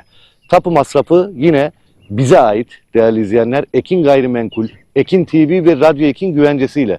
Şu anda hemen arayın. Burada 41 parsel var. Belki bir ayda bitecek, belki 10 günde bitecek. Çünkü konum olarak güzel. Şu anda ben kadastro yolunun üzerindeyim. Kadastro yoluna cephe. Evet, baktığımız zaman Evreşe beldesine yaklaşık 10 dakika mesafede ve Bayramiçi köyüne de yaklaşık bir 3-4 dakika mesafede. Güzel konumda dediğim gibi, manzarası güzel. 0212 594 4 594 telefon numaramız. 0212 594 4 594. Arayın, bilgi alın, yerinizi ayırttırın. Ücretsiz servislerimiz var. Her pazar Beylikdüzü'nden saat 11'de Cumhuriyet Durağı'na yakın ofisimiz var. Ekin Gayrimenkul, oradan kalkıyoruz. Gelin, yerinizi ayırttırın. 0212 594 4 594. Evet, numaramızı verdik değerli izleyenler. Şu anda bunun tanıtımı radyomuz Radyo Ekin 94.4'te Ekin TV ekranlarında dönmeye başladı. Bu projede de yerinizi almak istiyorsanız, kazançlı bir alışveriş yapmak istiyorsanız Ekin Gayrimenkul'ü tercih etmenizi öneriyorum. Pazar günleri ben de geliyorum. Sunumda yine ben de varım. Tapuda ben de varım. Ne yapıyoruz? Geldiniz diyelim. Pazar günü beğendiniz. Yeri hoşunuza gitti. Bu sesler zaten dediğim gibi huzur veriyor. Hemen pazartesi girişlerimizi yapıyoruz. Çarşamba günü tapunuzu Gelibolu Tapu Dairesi'nden alıyorsunuz. Tekrar ben numaramızı vermek istiyorum. 0212 594 4 594. 510 metrekare. Evet, her birisi 510 metrekare. Bir hayal kurun. Buraya bir bungalov olduğunu düşünün. Doğa evi düşünün ve bahçeniz, geniş bir bahçeniz var. Burada çoluk çocuk geldiniz, pikniğinizi yapıyorsunuz. Gerçekten tam bir köy havası, Anadolu havası. Özellikle bu kaynak suyu, muhteşem bir tadı var. Bunu ben anlatıyorum. Geldiğiniz zaman diyeceksiniz evet, aynen öyle. Ulaşım çok kolay. Dediğim gibi Evreşe beldesi de bundan önceki projemizde orada da satışlarımız oldu, alanlar oldu, kazananlar oldu. Evreşe beldesine 10 dakika mesafede, Bayramiçi köyüne, yani burası Gelibolu Bayramiçi köyü. Köye de yaklaşık bir 5 dakika mesafede arabayla. Arazinin başına kadar arabalarımızla gelebiliyoruz. İşte bu kadastro yolunun hemen yanında cephede 41 adet 510 metrekare var. Doğayla iç içe. Ağaçlar, oksijen, arka tarafımız orman. Buradaki manzara hiç kapanmayacak bir deniz manzarası var. Muhteşem dediğim gibi. 0212 594 4 594. Ekran altında fiyatımız da mevcut. Ben de söylüyorum, 399.000 TL. 0212 594 4 594 telefon.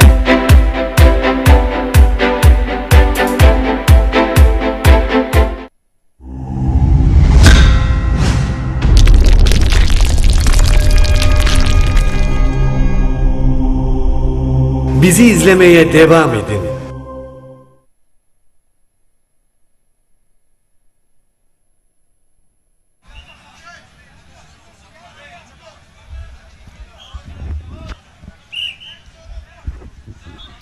Evet değerli güreş severler, tekrar CV Enerji, Türkiye Yağlı Güreş Ligi'nin ilk etabını oluşturan Antalya Manavgat Ilıca Er Meydanı'ndayız. Baş pehlivanlar ikinci tur kuralları çekmek üzere anons yapıldı.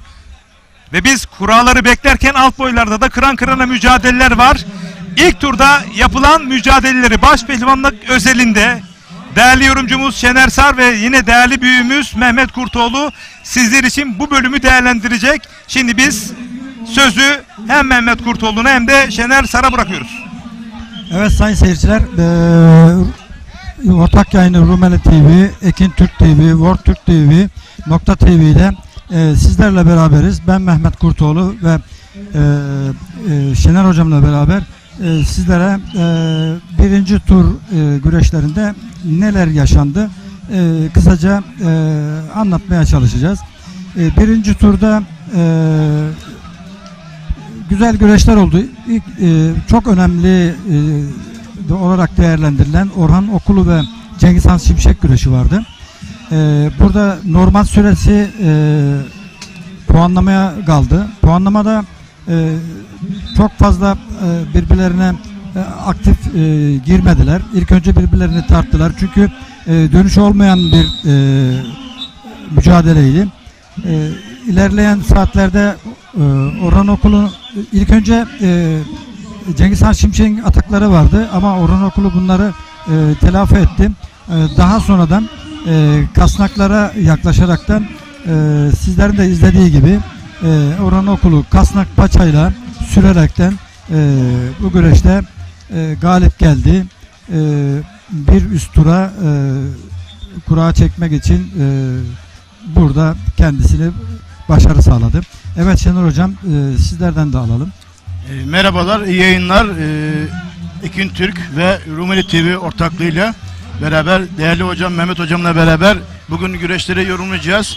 Evet, baş pehlivanlık güreşlerinde ilk tur 20 baş pehlivanın güreş yaptı, yani 10 çift. 74 normalde baş pehlivan, bunun tabii ki 20 çifti güreş yaptı ve 10 çift kaldı. 64'ü sağlayabilmek için tabii. Evet, tabii ki 64'ü sağlayabilmek için. Sevgili hocam, demin bahsettiğimiz gibi öncelikle en iddialı güreş Orhan Okulu ve Cengiz Han Şimşek arasında geçen musabakaydı. Gerçekten musabakanın 30 dakikalık bölümünde temkinli güreş yaptılar ve taktik mücadelesi içinde geçti. Orhan Okulu kafayla baskıyı uygulayarak, kasnaklardan çalışarak, paçayı arayarak üstünlük sağlamaya çalıştı. Cengiz Han Şimşek ise güreşi yerde benimseyerek ilk başlarda daha etabında oradan yakalayabilir miyim, oradan bir tek dalma veya bele girme oyunlarını denemek istedi. Lakin bunda başarılı olamadı. Yine puanlama güreşinde yine bir aynı şekilde Orhan Okulu gibi bu baş pehlivana kasnağını ve paçanı teslim edersen Orhan Okulu buradan bastırır ve gerçekten de çok güzel bir şekilde kasnak paçayla beraber çok güzel bir blok ederek bastırdı ve CV Enerji Güreş Ligi'nde 2024 yılında ne kadar iddialı olduğunu tekrar gösterdi. Geçen yıl 2023 CV Enerji Güreş Ligi'nin altın kemerli baş pehlivanıydı ve Manavgat Güreşleri'nin CV Enerji Güreş Ligi'nde de ne kadar iddialı olduğunu kendisi gösterdi. Evet. Bu arada ilk tur galiplerini tabii 20 güreşçi güreştiler. 10 galip var. Burada Kürşat Şevki Korkmaz, Serhat Gökmen, Hüseyin Gümüşalan, Osman Aynur, Menderes Saltık, Yıldıray Akın, Emre Elkal, Yıldıray Pala, Yusuf Can Zebek, Orhan Okulu birinci turu gazasız geçtiler. Bu turda mağlup olan güreşçiler tabi 0 çektiler. Çünkü puanlama usulü lig devresinde ilk bu CV Enerji'nin de Manavgat Ilıca'daki yapılan ilk birinci tur birinci etap güreşi. Tabi bu yıl boyunca devam edecek. Burada ne kadar çok puan alırsan daha avantajlı bir yıl sonraki Kırkpınar'daki durumun belli olacak. Burada Kırkpınar'da 40 güreşçi güreşecek. Bunlar da burada ilk 8 torba, ikinci 8 torba, üçüncü 8 torba 32 belli olacak. Ondan sonra diğer son 8'de Kırkpınar'dan belli bir zaman önce yapılacak olan bir diğer puan alamamış, bu sıralamaya girilememiş olanlardan aralarında yapılan seçmeyle de son 8'de 40 kişiye tamamlanacak. Bu şekilde devam edecek. Bu arada dün yapılmaya başlanan güreşte hava şartlarının uygun olmayışından dolayı bugün devam edildi. Dün gerçekten çok yağış, ortam saha elverişli değildi. Hava elverişli değildi. Ortam elverişli olmayınca da bugüne ertelendi. Bugün yapılan güreşlerden sonra finallerde güreşlerde yarın devam edecek. O bir açıklama geldi. İnşallah havamız şu an kapalı ama yağmur yok. İnşallah hava müsaade eder. Bu güreşleri de bu şekilde rahatlıkla bitiririz. Evet. Bugün hocam baş pehlivanlık 3 tur yapılacak ve 16'ya bırakılacak. Yani pazartesi gününe musabakalar 16'ya bırakılacak baş pehlivanlık güreşleri. Ben bu turun özelinde baktığım zaman Yıldıray Akın'ı gerçekten beğendim. Yıldıray Akın eski formuna dönmüş gördüm. Ali Yanatma karşısına galip geldi. Yine Kürşat Şevki Korkmaz da geçen hafta Kumluca'da güzel güreşler yapmıştı. Yine iddiasını devam ettiriyor. Yine genç Yıldıray Pala, Osman Aynur tecrübesiyle yine Abdullah Güngör'ü puanlama güreşinde yendi. Osman Aynur'a bir parantez açmak lazım. Belki sahanın en yaşlılarından ama Osman Aynur prensibiyle, çalışmasıyla gençlere örnek bir pehlivan. Evet, devam Gerçekten Osman Aynur profesyonel, yani sporcu olarak yaşamasıyla, çalışmasıyla, tertip düzeniyle gerçekten örnek. Zaten Kırkpınar'da baş pehlivanlığı var. İddiası her zaman belli bir pehlivan. Serhat Görkmen Manavgat Belediyesi'nin pehlivanı yoluna devam ediyor. Yine Emre Erkal yoluna devam ediyor. Arif Akın karşısına galip geldi. Yine Kocaeli Büyükşehir Kağıtspor Kulübü'nün baş pehlivanı Hüseyin Gümüşalan hemşerisi Osman Özgün karşısına galip geldi. Yine 2023 yılı Kırkpınar baş pehlivanı Yusufcan Zeybek yine Manisa bölgesinde Ali Gökçen'e karşı galip geldi. Evet değerli güreş severler, bu sene tabii ki lig güreşleri çok önemli. Neden önemli? 2024 lig güreşlerinde alınan puanlar önümüzdeki yıl 2025 yılında Kırkpınar'da güreşecek sayıları ve ilk 32'yi belirleyecek. Burada alınacak puanlar gerçekten çok önemli. Lig güreşleri 6 etaptan oluşuyor. Bu sene, geçen sene 7 etaptı. 2 güreş çıktı. Bursa etabı çıktı ve Manisa Yuntdağı etabı da ligden çekildi. Onun yerine Elmalı güreşi eklendi ve lig etabı 6 etaptan oluşuyor değerli güreş severler. Dediğimiz gibi yani burada alacak önemli puanlar çok önemli. Yani genciyle, yaşlısıyla, tecrübesiyle herkes burada varının yoğunu sergilemek zorunda. Eğer ki ilk dediğimiz gibi ilk 40 baş pehlivan diyoruz. İlk 40 baş pehlivanın tabii ki bir ön elemesi olacak. Cuma gününden bir ön elemesi olacak. Cumartesi günü 32 baş pehlivan sahada olacak. Bunu ayrı bir parantez açalım. Bu sene gerçekten genç baş pehlivanlar, geçen senenin baş altında kürsü yapan baş pehlivanları ve CV Enerji Güreş Ligi'nde puan alarak başa yükselen baş pehlivanlarımız, baş altından başa yükselen baş pehlivanlarımız çok iyi performans gösteriyorlar. Bunlardan teker teker bahsedelim. Özellikle Sakarya Akyazı Belediyesi'nin pehlivanı Serdar Yıldırım gerçekten müthiş performans sergiliyor ve zaten CV Enerji Güreş Ligi'nde de ilk 8'e girdi. Kırkpınar'da da otomatikman müsabakaya katılacak. Yine Osman Kan'dan bahsedebiliriz. Osman Kan da gerçekten müthiş güreşler sergiliyor. Geçen sene Kırkpınar'ın yarı finalistiydi. O da baş pehlivanlıkta ne kadar iddialı olduğunu, yapmış olduğu güreşlerde kendisini gösteriyor. Yine Enes Doğan. Enes Doğan da tabii ki baş pehlivanının iddialı isimlerinden bir tanesi. Bunu da göz ardı etmemek gerekiyor. Yine müthiş güreşler yapıyor Mustafa Doğan Özkaya. Gerçekten küçük büyük fark etmiyor. Fizik veya diğer etkenler fark etmeden müthiş mücadele yapıyor. Evet, Şener Hocam güzel yorumlarına katkı sağlıyor. Sevgili güreş severler. Bugün burada kıran kırana güreşler oluyor. Rumeli TV, Ekin Türk TV, World Türk TV ve Nokta TV olarak bu yayını en güzel şekilde size aktarımını sağlamak için elimizden gelen bütün gayreti gösteriyoruz. Çok değerli üstadımız Recep Tosun, Şener Hocam ve Mehmet Kurdoğlu yorumcularımızla birlikte biz Rumeli TV olarak 2 dakika sonra bir reklama gireceğiz. Reklamdan sonra tekrar ikinci tur baş pehlivanların sahaya salımlarıyla ilgili tekrar sizlerle birlikte olacağız. 2 dakika sonra reklam dönüşü biz burada olacağız. Ben tekrar Mehmet Kurdoğlu'na veriyorum. Şener Hocam'a devam ediyoruz. Yorumlar için teşekkür ediyoruz. Ben teşekkür ederim değerli üstadım. Evet, genç baş pehlivanlardan bahsettik. Yani gerçekten hem lig güreşinin kaderini belirleyecek ve Kırkpınar'ın kaderini belirleyecek baş pehlivanlar.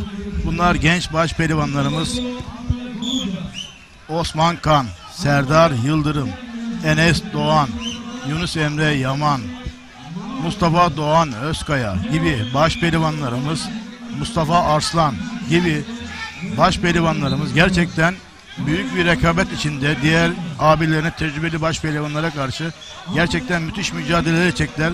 Bugün 74 baş pehlivanın 20 baş pehlivan güreş yaptı ve 10 çift kaldı ve 64'e sayı düştü ve ikinci turlar saat 1.30'dan itibaren kuralları çekilecek ve tekrar büyük bir mücadeleye sahne alacak.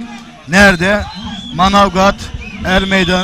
Manavgat Ilıca Er Meydanı'nda güreşler devam ediyor. Kıran kırana mücadeleler devam ediyor.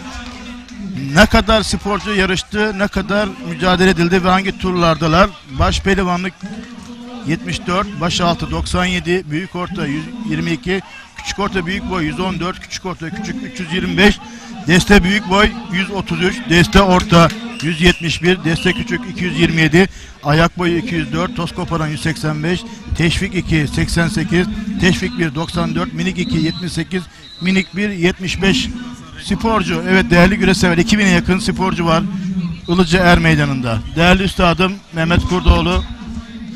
Evet hocam, şimdi Sayın Şener hocamın yorumlarını da izledik. Şimdi bu arada tabii bizim de selam göndereceğimiz veya bize selam gönderen seyircilerimiz var. Hafize Sarıyer Kumluca'dan çok iyi bir takipçimizdir. O da bizleri izliyormuş. Buradan selam gönderiyor. Nebi Koca Nebi Koca da teşekkür ederim. Onun da selamları var. İyi bir izleyicimiz. Tabii bu arada Ali Kurtoğlu Antalya'dan izliyor. Özgür Savun Antalya'dan izliyor. Seyircilerimiz tabii bizleri takip ediyorlar. Her zaman bizim takipçilerimiz. Allah razı olsun. Onlardan da tabii ki onlar varken bizler de pehlivanlar da vardır.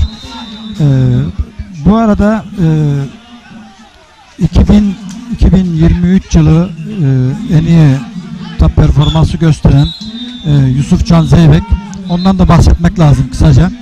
Yusuf Can Zeybek minder güreşinden gelmiş, milli takımda yoğrulmuş, daha sonra yağlıya gelmiş ve çok tekniğin en üst seviyesinde bir güreşçi ve Cengiz Han Şimşek son zamanların en teknik güreşçisi. Geçen sene de bunu kendisi yaptığı güreşlerle gösterdi. Bu sene de yeni başa çıkmış güreşçilerden biraz önce bahsettiniz. Tabii ki Osman Kan çok teknik bir güreşçi. Belki cüssesi biraz küçük olabilir ama daha cüsseli pehlivanlara iyi güreşler yapabiliyor. Enes Doğan o da çok teknik, altçılığı da müthiş bir güreşçi. Bu da çok kısa zamanda başa hemen adapte oldu. Şimdi ustalık var, bir de gençlik var. Gençlik bazı yerlerde yetmediği zaman da ustalıkların da tabii ki üstünlüğü oluyor. Ama her zaman usta galip gelecek diye bir şey yok. Gençler de artık yavaş yavaş kendilerini burada artık göstermeye başladılar. Biraz önce de gördüğümüz gibi mesela gerçi gençlerden pek fazla arada şu an yoktu. Onların çoğu tur atladılar. İkinci turda onları da seyredeceğiz. Evet. Bu arada Çanakkale Çardak güreşleri efsane ağası Sayın Ramazan Güven ağamız, baş pehlivanların sponsoru, her şeyi hamisi Ramazan Güven, Tanju Gemici ve Seçkin Duman gibi baş pehlivanlara her zaman kol kanat ermiş ve sahip çıkmış, destek vermiş bir abimiz. Bizlere selam söyle, biz de saygılarımızı sunuyoruz. Gerçekten bu arada da Seçkin Duman'dan da bahsedelim. Seçkin Duman da benim ayrıca öğrencimdi. 15-16 sene emek verdik. Tabii ki şu anda o da baş pehlivanda. Baş pehlivanlıkta güreşi iddialı bir isim. Geçen hafta İsmail Balaban'la Muğla Fethiye'de güreşleri var. Gerçekten çok esterantik bir maç yaptı. Yani çok güzel bir iniş yaptı. Burada da kendisini tebrik ediyoruz. Dediğimiz gibi gençler fırtına gibi geliyor. Ama bakalım tecrübeli baş pehlivanlarımızla ilerleyen musabakalarda ne yapacaklar, nasıl pozisyon alacaklar hep beraber göreceğiz. Şu anda dediğimiz gibi hem İsmail Balaban hem olsun Orhan Okulu, Yusuf Can Zeybek, Mustafa Taş, Cengiz Han Şimşek, yani müthiş pehlivanlar. Tabii ki onlar da bu altın kemerden, baş pehlivanlıktan kopmak istemeyecekler. Bütün hünerlerini sergileyecekler. Tabii ki CV Enerji Güreş Ligi ilk etabı bu. İlerleyen haftalarda performanslar daha da yükselecek. Yani Haziran ayının ilk haftaları, ikinci haftaları form grafiğinin en yüksek seviyesine gelecekler bu pehlivanlarımız. Buradaki performansları tabii ki Kırkpınar'a da tayin edecek. Yani ne kadar iddialı olduğunu Haziran'ın ilk haftasında göreceğiz. Evet, şimdi kısa bir reklam arası.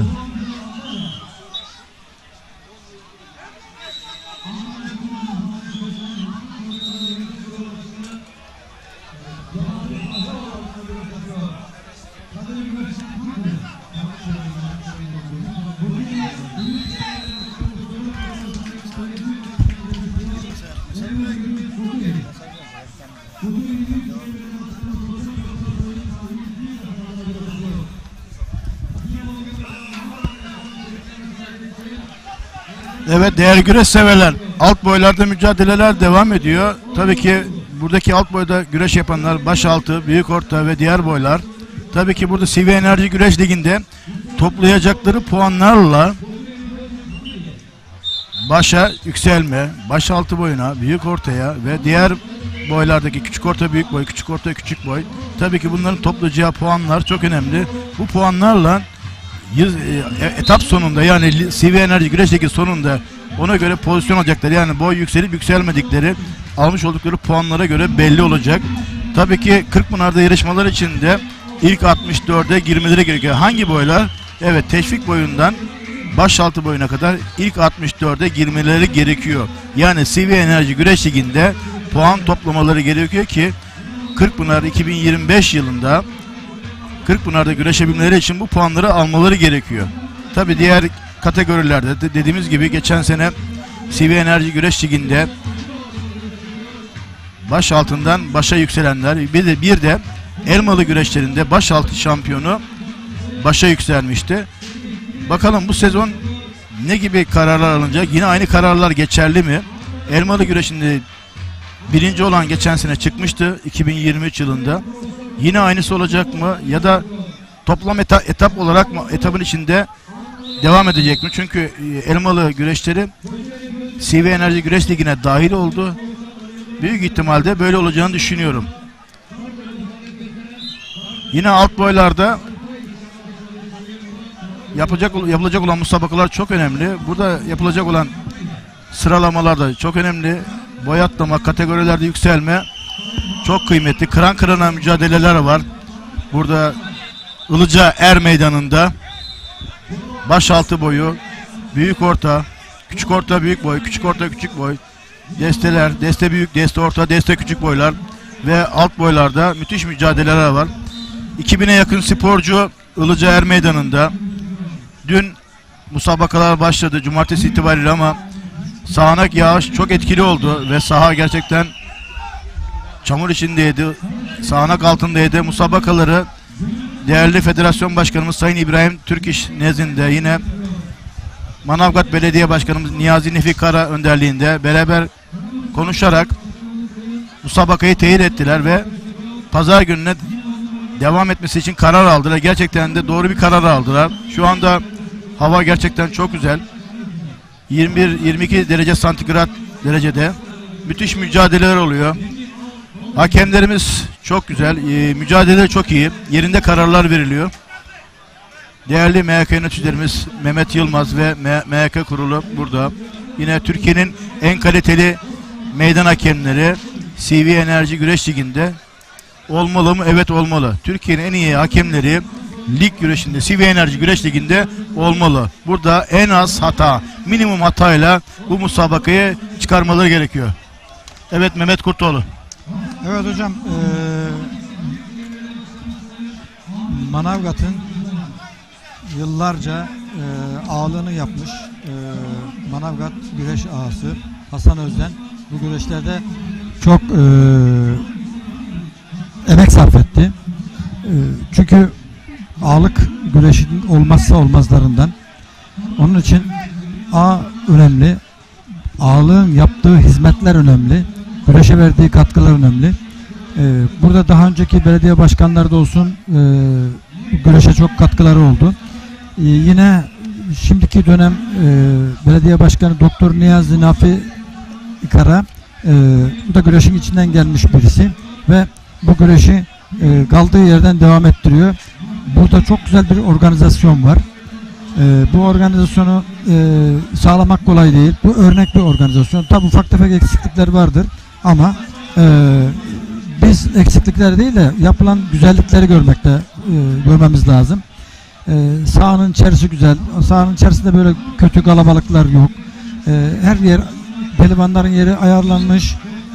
Boy boy herkesin ayrı ayrı yerleri var. Kulenin yeri ayrı. Ondan sonra girişler ayrı yerden yapılıyor. Kimse birbirine çakışmıyor. Böyle bir kargaşa yok. Yayın akımı güzel. Şimdi şunu da belirtmek lazım. Bu seneki hakemler de biraz daha bilgili. Daha kendilerini yetiştirmişler. Bu arada kulede donanımlı. Kuleye yeni adapte olmuş hakemlerimiz var. Ahmet Kavakçı. Evet, bu eskilerden de bahsetmek lazım. Tevfik Korkmaz var mesela. Evet, çok tecrübesi üst seviyede. Verdiği kararlar yanılgısız, yani en az hatayla verilmiş kararlar. Güvenilirliği önemli. Hakemin bir kere adı üstünde hakem, yani bu işe hakim olmaktır. Onun için hakemlerin verdiği kararlar iyi karar verip iyi gözlemek lazım. Bu işe adapte olmak lazım çünkü bir yıl burada emek sarf ediyor. O sarf ettiği emeği, alın terini heba etmemesi için doğru karar vermekte fayda var. Onun için hakemlik önemli bir konu. Onun için orta hakemlere de, kule hakemlerine de, meydanda tüm çalışanlara da herkese ayrı ayrı teşekkür ediyorum. Bu arada İzmir'den Selahattin Balcı bizi izliyormuş. Teşekkür ediyoruz. Tabii dedik ki sahadaki puanlamada şu anda çok sayıda puanlama yapılıyor. Şimdi puanlama yapılan güreşle diğer güreşler ayrılması da çok güzel bir şey. Herkesin üzerindeki numarası kuleden takip ediliyor. Burada kim nereye gitti, hangi güreşi yönetiyor, bu çok önemli bir şey. Onun için de bunu da tebrik etmek lazım. Evet, yani burada CV Enerji Güreş Ligi'nde meydan gerçekten dört dörtlük. Yani burada en iyi hakemler burada. Meydanda, kule yerinde, VAR sistemi hepsi yerinde. Yani İbrahim Türk İş Başkanımız gerçekten her şeyi gerek basın olarak hem televizyon kurumları olarak hepimiz çok güzel yerler ayrıldı bize. Anlatım yerlerimiz çok güzel. Musabaka için her şey gerçekten güzel bir şekilde ayrılmış yani. Şimdi İbrahim Türküş gerçekten bu işe kendini adamış. Bu işi en ince detaylarıyla nasıl yapabiliriz, nasıl başarılı olabilir, bunları araştırmış. Herkesten bir fikir almış, ortaya koymuş, en düzgün fikri sunmuş. Gerçekten her geçen gün daha iyi katılımlar, daha iyi organizasyonlar yapılıyor. Bu tabi yapılan küçük yanlışlar da en kısa zamanda telafi ediliyor. Çünkü bu 2022 yılında Türkiye Geleneksel Güreşler Federasyonu olaraktan ayrıldıktan sonra her gün, her geçen ay bunun içerisine katkılar üst seviyede devam etti. İnşallah çok iyi yerlere gelecek ve pehlivanlar da memnun, seyirci de memnun. Bu önemli. Evet. Sevgili hocam, Kumluca güreşlerinde Fatih Atlı, Muğla Fethiye güreşlerinde Ali Gürbüz. Bugün Ilıca Er Meydanı, yarın da finaller olacak pazartesi günü itibariyle. Sizce sürpriz bir isim olur mu? Gençlerden sürpriz olur mu? Yoksa yine tecrübeli eski şampiyonlardan kemer takmış, baş pehlivanlık yapmış bir baş pehlivanımız kürsünün en üst neresinde olur? Değerli yorumunuzu almak istiyorum. Şimdi şöyle bir şey var. Ben tabii şu olur veya şu demek biraz zor. Şimdi tecrübe var, yeni gençler var. Şimdi öyle bir şey var ki yeni gençler artık aç.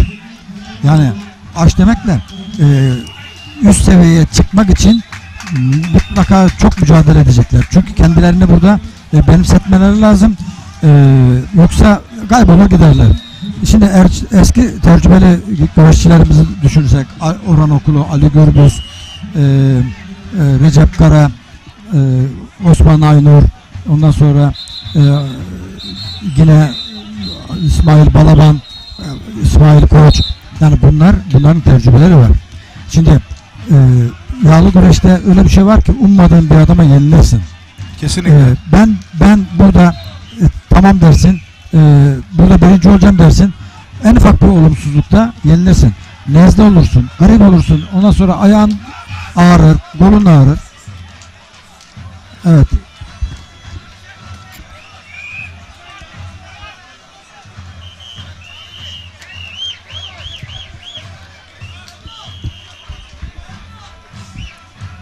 Evet, şimdi kısa bir röportajımız var.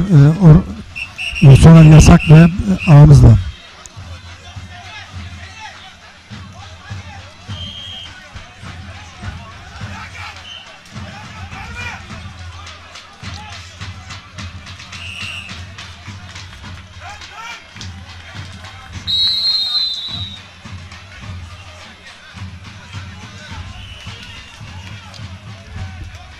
Soner Yasak'ta iğne bir var mı? Konuşabiliyor musunuz? Yok. Tamam, ben geri sayarım. Hazırız. Kameraya bakıyoruz. Hazırız.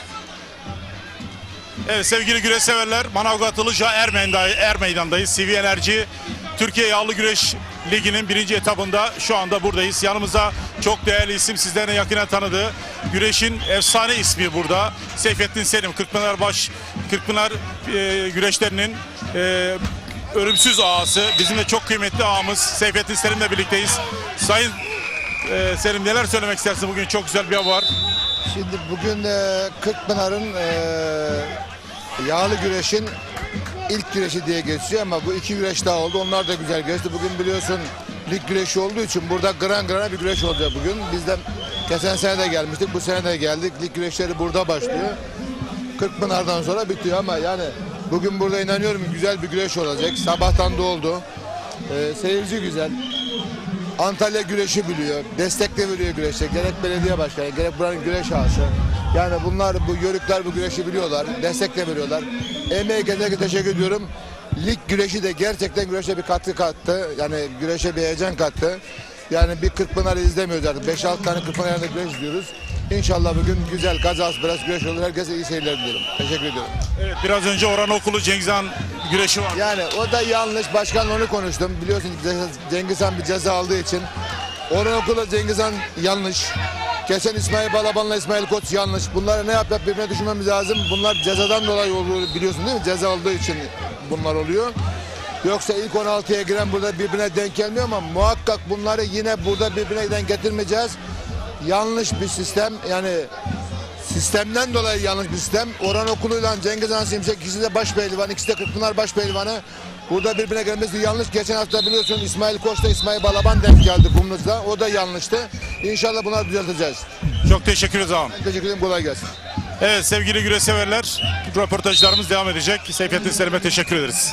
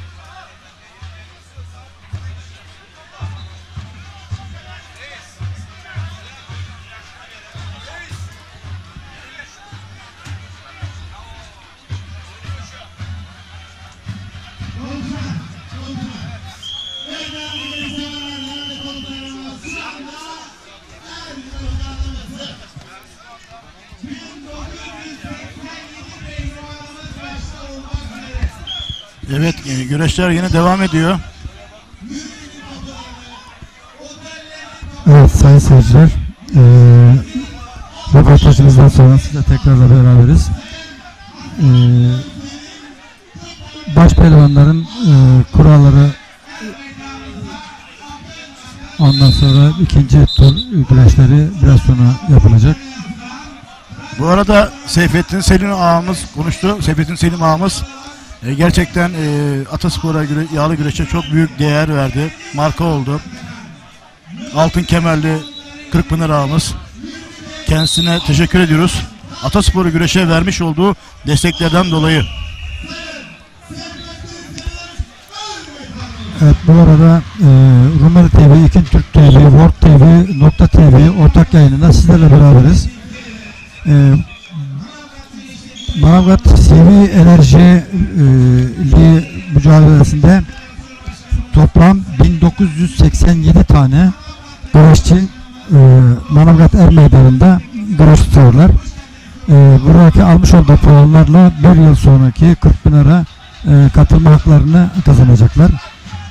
Tabi başta 40 pehlivan, diğer boylardan 64 pehlivan olaraktan Kırkpınar'da güreş tutacaklar.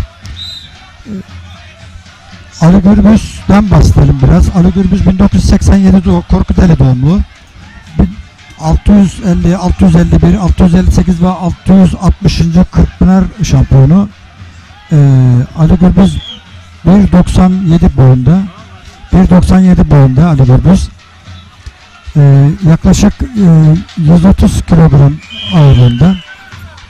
Tabi aşağı yukarısı vardır mutlaka. Orhan Okulu 1989 doğumlu Kumluca 1.78 boyunda. 654-657 Kırkpınar şampiyonu. İsmail Balaban 1987 doğumlu Elmalı Akçay 652-655 Kırkpınar şampiyonu 1.80 boyunda. Kardeşi Turan Balaban, o da Elmalı Akçay doğumlu ikizi 1987 doğumlu. Yusuf Can Zeybek, evet, bu şu arada ekranlarımızda Sayın İbrahim Türküş'ü gördünüz. İbrahim Türküş'ün tabi katkılarını size defalarca bahsettik. CV Enerji güreşi yine çok büyük kalite verdi. Evet, yapmış olduğu mücadeleler. Bu arada CV Enerji Başkanı Sayın Tarık Sarvan Bey, Tarık Sarvan sponsorumuz, sponsoru ana olarak- sponsorumuz CV Evet. Enerji Güreş Ligi'nin ana sponsoru Tarık Sarvan. Tarık Sarvan gerçekten bu işte yani sponsorluk bir tarafa kendisinde ad etmiş güreşe katkıları üst seviyede. Teşekkür ediyoruz buradan. Çünkü bu güreş gerçekten dışarıdan belediyelerin katkıları, ağaların katkıları, işte sponsorların katkılarıyla yaşam sağlıyor. Bu da güreşçiler de oradan ekmek yiyor. Onun için bu çok önemli. Sponsorlukta, ağalıkta Evet sevgili güreşseverler, bunların olması olacak. Er Meydanı'ndayız. Bugün Antalya Gençlik ve Spor İl Müdürümüz Sayın Yavuz Gürhan'la birlikteyiz.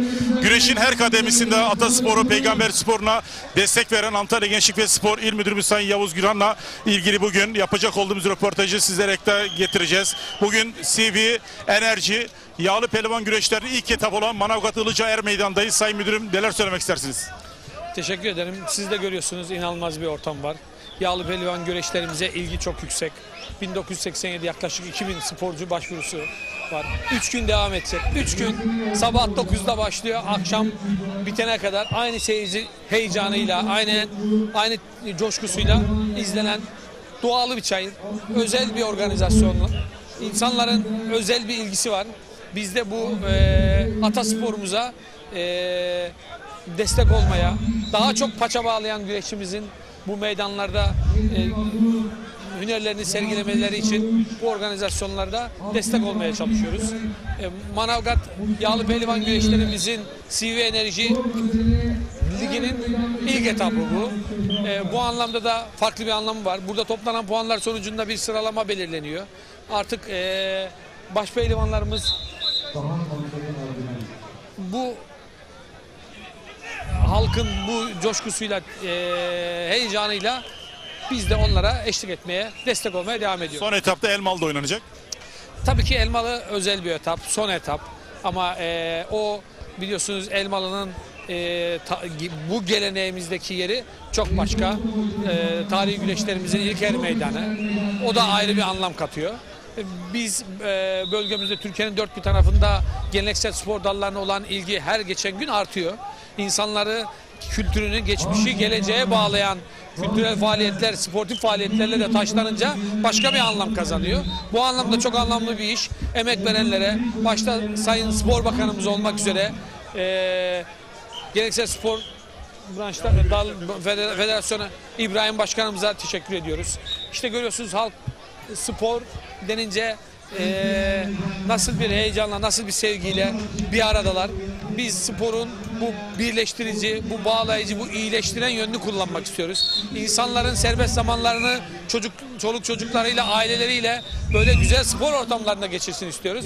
Bu onlardan bir tanesi.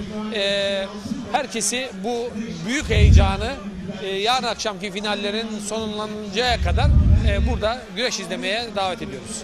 Biz de teşekkür ederiz Antalya Gençlik Spor Müdürü, güzel işler yaptığınızdan dolayı. Evet, sevgili güreş severler, Antalya Gençlik ve Spor Müdürümüz Sayın Yavuz Güran'ı konuk ettik. Şimdilik devam edeceğiz tekrar. Evet sayın seyirciler, spor müdürümüz Yavuz Bey'in konuşmalarından sonra tekrar beraberiz. Güreşlerimizde baş pehlivanların kura çekimleri başladı. Bu kura çekimlerini biraz sonra sizlere takdim edeceğiz. Kimler kimlerle eşleşmiş. Recep Tosun Üstadımız ve Soner Yasak Üstadımıza birazdan baş pehlivanlık güreşleri başladığında devredeceğiz. Tabii ki bu arada Mehmet Hocam, ben şunu söylemek istiyorum. Güreş yarım saate düştü. 40 dakikadan yarım saate düştü. Evet. Biz diyorduk ki acaba burada tecrübeli baş pehlivanlar ve yaş ilerlemiş baş pehlivanlara bu avantaj olur mu olmaz mı? Süre kısaldı. Burada ne ön plana çıkar? Minder güreşinde usta pehlivanlar, usta güreşçiler mi daha iyi? Dalma oyunlarıyla, daha koltuk altı geçmeleri, diğer teknik oyunları daha iyi yapan tecrübeli baş pehlivanlarımız bu sürenin 30 dakikaya sürenin düşmesi avantaj mı sağlar dedik ama şu ana kadar yapılan musabakalarda ben bu avantajı göremedim. Siz bu konuda ne diyorsunuz? Şimdi şöyle bir şey var. Güreş yavaşladıkça seyirci de sıkılıyor. Şimdi zaman uzadıkça seyirci güreşin hareketlenmesini istiyor. Ama baş pehlivanlar, tabii puanlamaya geçecek olan pehlivanlar ne oluyor? Kendini sallıyor. O sırada puanlama geliyor, uzuyor. Zaman da önemli. Burada en son yapılan tabii böyle mi yapsak, şöyle mi yapsak diye çok baş pehlivanlarından da fikirler alındı. Antrenörlerin fikirleri alındı. Bu toplantılara ben de katıldım. Dediler ki biz güreşi hızlandıralım. Güreşçi yerde yapmasın. Veya ayakta çok fazla beklemesin. Eğer ayakta çok fazla beklerse işte ihtar verelim. Şöyle yapalım, hızlandıralım. Önemli olan güreşin hızlanması, göze hoş gelmesi. Şimdi ayakta yarım saat dikelmek var. Bir de ayakta değil de hareketli oyundan oyuna geçen güreşler yapmak. Seyirci bunu istiyor. Şimdi yavaşlayınca da seyircinin gözüne hoş gelmiyor. Dediler ki böyle bir şey yapalım. Tabii bu belki bazı pehlivanların işine gelmemiştir ama seyircinin seyri açısından biraz daha hoş olmaya başladı. Çünkü güreş uzadıkça artık seyirci sıkılıyor. Seyircinin sıkılmaması için de böyle bir karar verildi. İnşallah yani bu karar da doğru bir karardır. Bence doğru olduğunu düşünüyorum. Sen ne düşünüyorsun bilmiyorum. Burada Mehmet Yeşil, Fatih Atlı, Recep Kara gibi yaşı ilerlemiş sporcular var. Bunlar mesela, bunların ne gibi avantajı olabilir diye düşünüyorduk ama ben bu avantajı sürenin kısalması tabii ki bir faydasını göremedim ama Fatih Atlı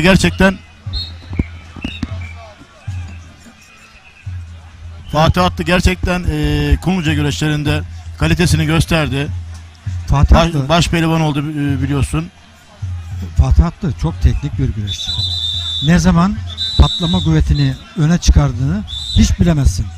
Böyle güreşi rahat rahat götürür. Sanki böyle yorulmuş gibi hareketler yapar. Ani patlamayla galibiyetini öne çıkarır.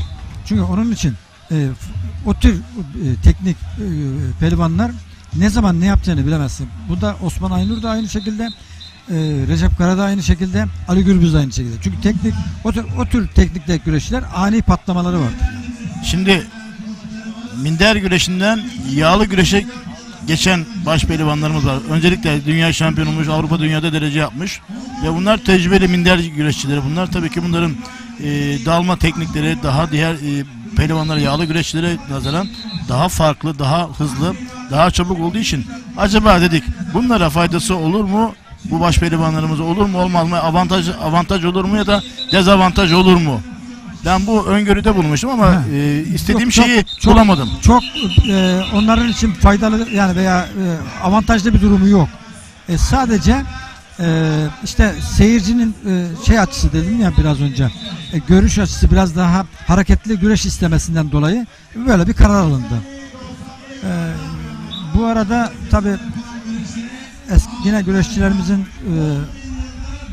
şeylerinden bahsedelim. Yusufcan Zeybek 1994 doğumlu. Bu da Yusufcan Zeybek de minderden gelmiş bir güreşçi. Çok iyi bir şekilde alt boylardan derece yaparaktan hep birinci olaraktan şeye geldi, başa geldi. 1.78 boyunda 97 kilo. 1662. Kırkpınar şampiyonu. Antalya Duralilerden. Bu arada Osman Aynur 1980 doğumlu. Biraz önce de bahsettik. Artık biz ona yaşlı kurt diyoruz.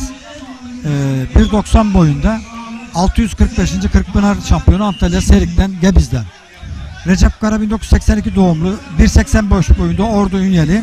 2004, 2007, 2008, 2016 Kırkpınar şampiyonu. Tanju Gemici 1991 doğumlu. 1.92 boyunda 130 kilo Samsunlu. Bu arada baş pehlivanlık kuralları için protokol çağrılıyor. Evet. Federasyon Başkanı Sayın İbrahim Türküş, Belediye Başkanımız Niyazi Nefi Kara, Kırkpınar ağamız Seyfettin Selim. Birazdan kura çekimi başlayacak. Evet, Manavgat güreş ağamız Hasan Özden de katılıyor. Evet, ben kısa bir özelden geçeyim. Bu arada Ali Gürbüz, biliyorsunuz değerli güreş severler, Manavgat Belediyesi'ne transfer oldu. Evet. İlk baş pehlivanlığı da Muğla Fethiye'de aldı. Bugün de kendi evinde mücadele edecek. Hep beraber seyredeceğiz. Tüm güreş severler merakla bekliyorlar. Bakalım Ali Gürbüz ne yapacak Ilıcaer Meydanı'nda. Ali Gürbüz tabii favori bir güreşçi. Burada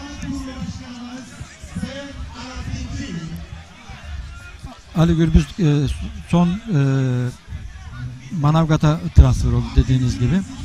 Burada antrenman yapma olasılığı işte Fatih Atlı, Serhat Gökmen. Bunlarla da daha iyi antrenman yapma olasılığı var. Serhat Gökmen benim gördüğüm en teknik, yağlı güreşin en teknik atom karıncası. Fatih Atlı da öyle. Yani bunlar kendi aralarında antrenmanlarında inşallah kendi açılarından daha başarılı olacaklarına inanıyorlar. Çünkü bu da Manavgat'ta bu güreşi başında bulunan Abdullah Seçim bunlara biraz abilik de yapıyor. Koordinatörü. Bu da önemli bir şey. Bayram Ertan Manavgat'a her şeyini verdi. Evet, hocası. Şampiyonlar çıkarttı. Evet. Serhat Gökmen yine orada biliyorsun. Evet. Hep beraber ekipler, başaltı pehlivanları, Serhat Elvan'ı, işte ünlü şampiyonları hepsi orada. Şimdi belediyelerin güreşelerde çok büyük katkıları var.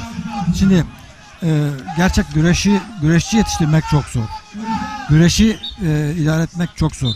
Çünkü güreşçi her gün antrenman yapmak zorunda, kendisine dikkat etmek zorunda, beynen de çok iyi olmak zorunda. Çünkü beyni iyi olmadığı zaman da güreşte adapte olamaz yani. Şu anda protokol kura çekim yerine doğru ilerliyor. Birazdan baş pehlivanlarımız Ilıcaer Meydanı'nda ikinci tur kurallarını çekecekler. 64. Evet, 64 sayımız var. Yine MHK Başkanımız Mehmet Yılmaz MHK yöneticileri Metin Şener, Servet Yıldız, Servet Yıldız. Metin Şener. Evet, MHK yöneticilerimiz bunlar. Evet, bir de Hasbi Ünal'dan da anmadan geçmeyelim. Geçmişin en iyi teknik güreşçilerinden Manavgatlı Hasbi Ünal. Hasbi Ünal, evet. Beyaz saçıyla arkada gözüküyor şu anda. Evet. Onu da saygıyla hürmetle selamlıyoruz.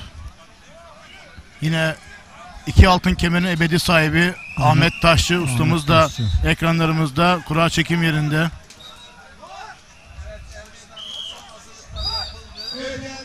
Yine Büyükşehir Koordinatörü Hasan Aydın.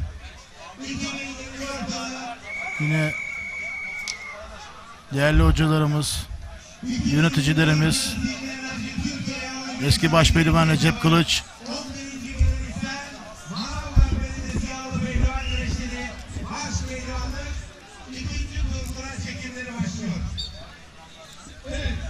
evet, Ahmet Taşçı'dan bahsetmişken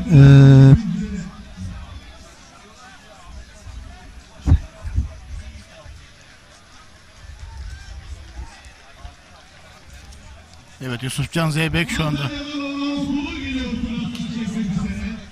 25 numara Yusufcan Zeybek. evet, 25 numara Yusufcan Zeybek.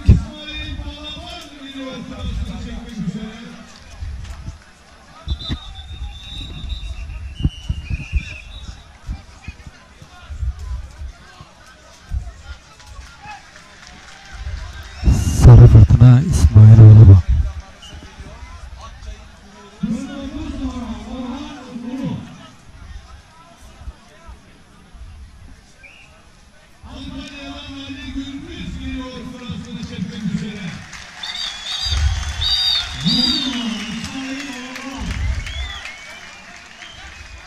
İsmail Balaban 20 numara.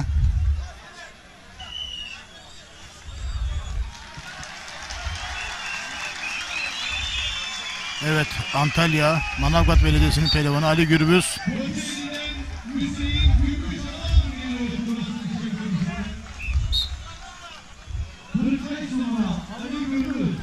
...45 numara Ali Gürbüz.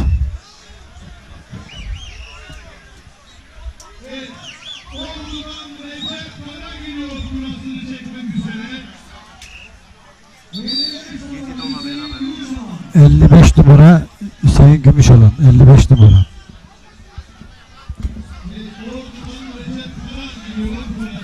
...55 numara Hüseyin Gümüşalan.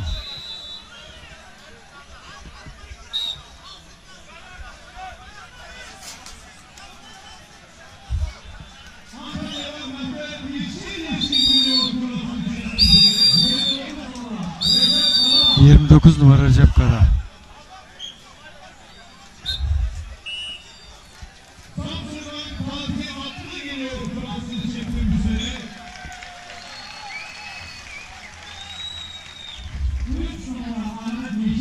Mehmet Yeşil 3 numara.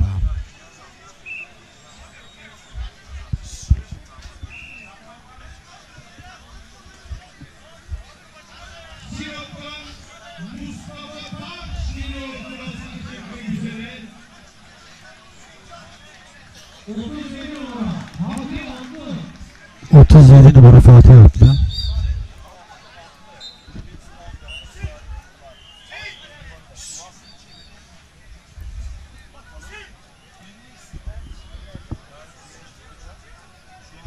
Antalya'dan Osman Ayrur geliyor burasını çekmek üzere. 53 numara Mustafa Taş. 53 numara Mustafa Taş. Evet. Evet. Evet, Serhat Gökmen suratını çekmek üzere geliyor. Manavgat Belediyesi başpehlivanı. Evet. Konya'dan İsmail Koç geliyor burasını çekmek üzere. İsmail Koç geliyor.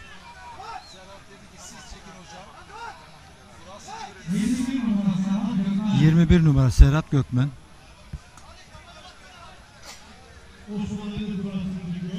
Evet, Osman Aynur kurasını çekiyor şimdi. Evet sayın seyirciler. Osman Aynur. 27 numara Osman Aynur.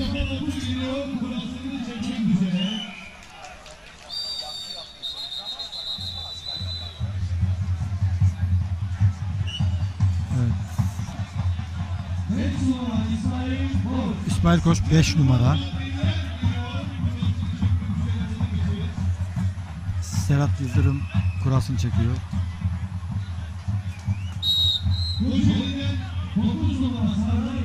Serhat Yıldırım 9 Serdar numara. Yıldırım. 9 numara Serdar Yıldırım.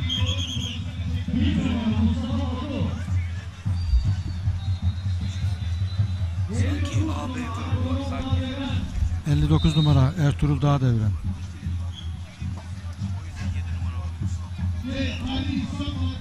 ...59 numara Ertuğrul Dağdevren.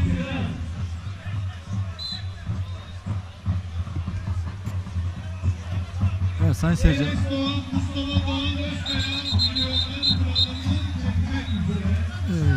Tam bazen anlayamıyoruz.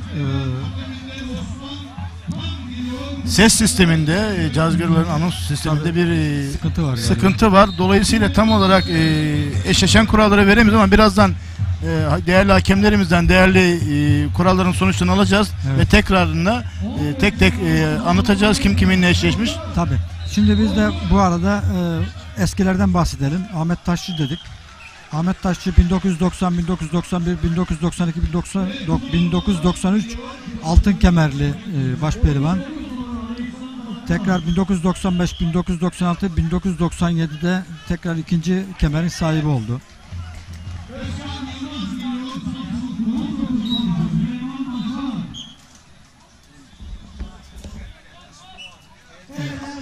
Aydın Demir 1976, 1977, 1978'de altın kemerin sahibi oldu. 1982, 1983, 1984'te Hüseyin Çokal ebedi kemerin sahibi.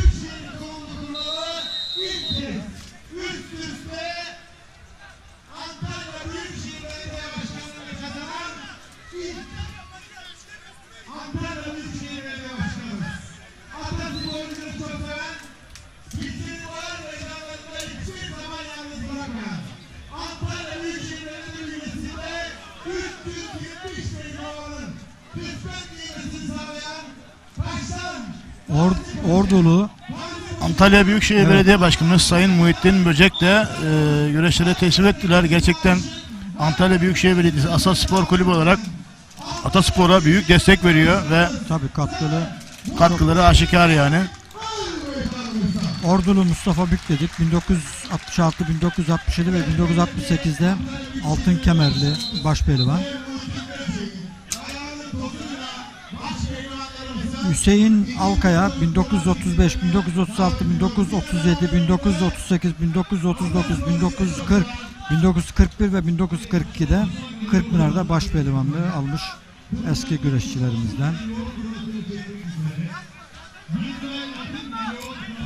Hiç kuşkusuz yani Muhittin Böcek Ataspor'umuza güreşe çok büyük destek veriyor ve Kırkpınar Başpehlivanı Yusufcan Zeybek pehlivanı ve 20'ye yakın başpehlivanı olan bir kulüp, belediye hizmetleri. Bunun altında tabi başaltıdan baştan başaltıdan da toz koparana kadar, miniklere kadar Antalya Büyükşehir Belediyesi Asas Spor Kulübü'nün büyük emekleri var. Muhittin Böcek hepsine birer kapı açık ve herkese güreşe çok büyük katkısı var. Ahmet Taşçı ile ustamızla tokalaşıyor. Güzel görüntüler değerli seyirciler.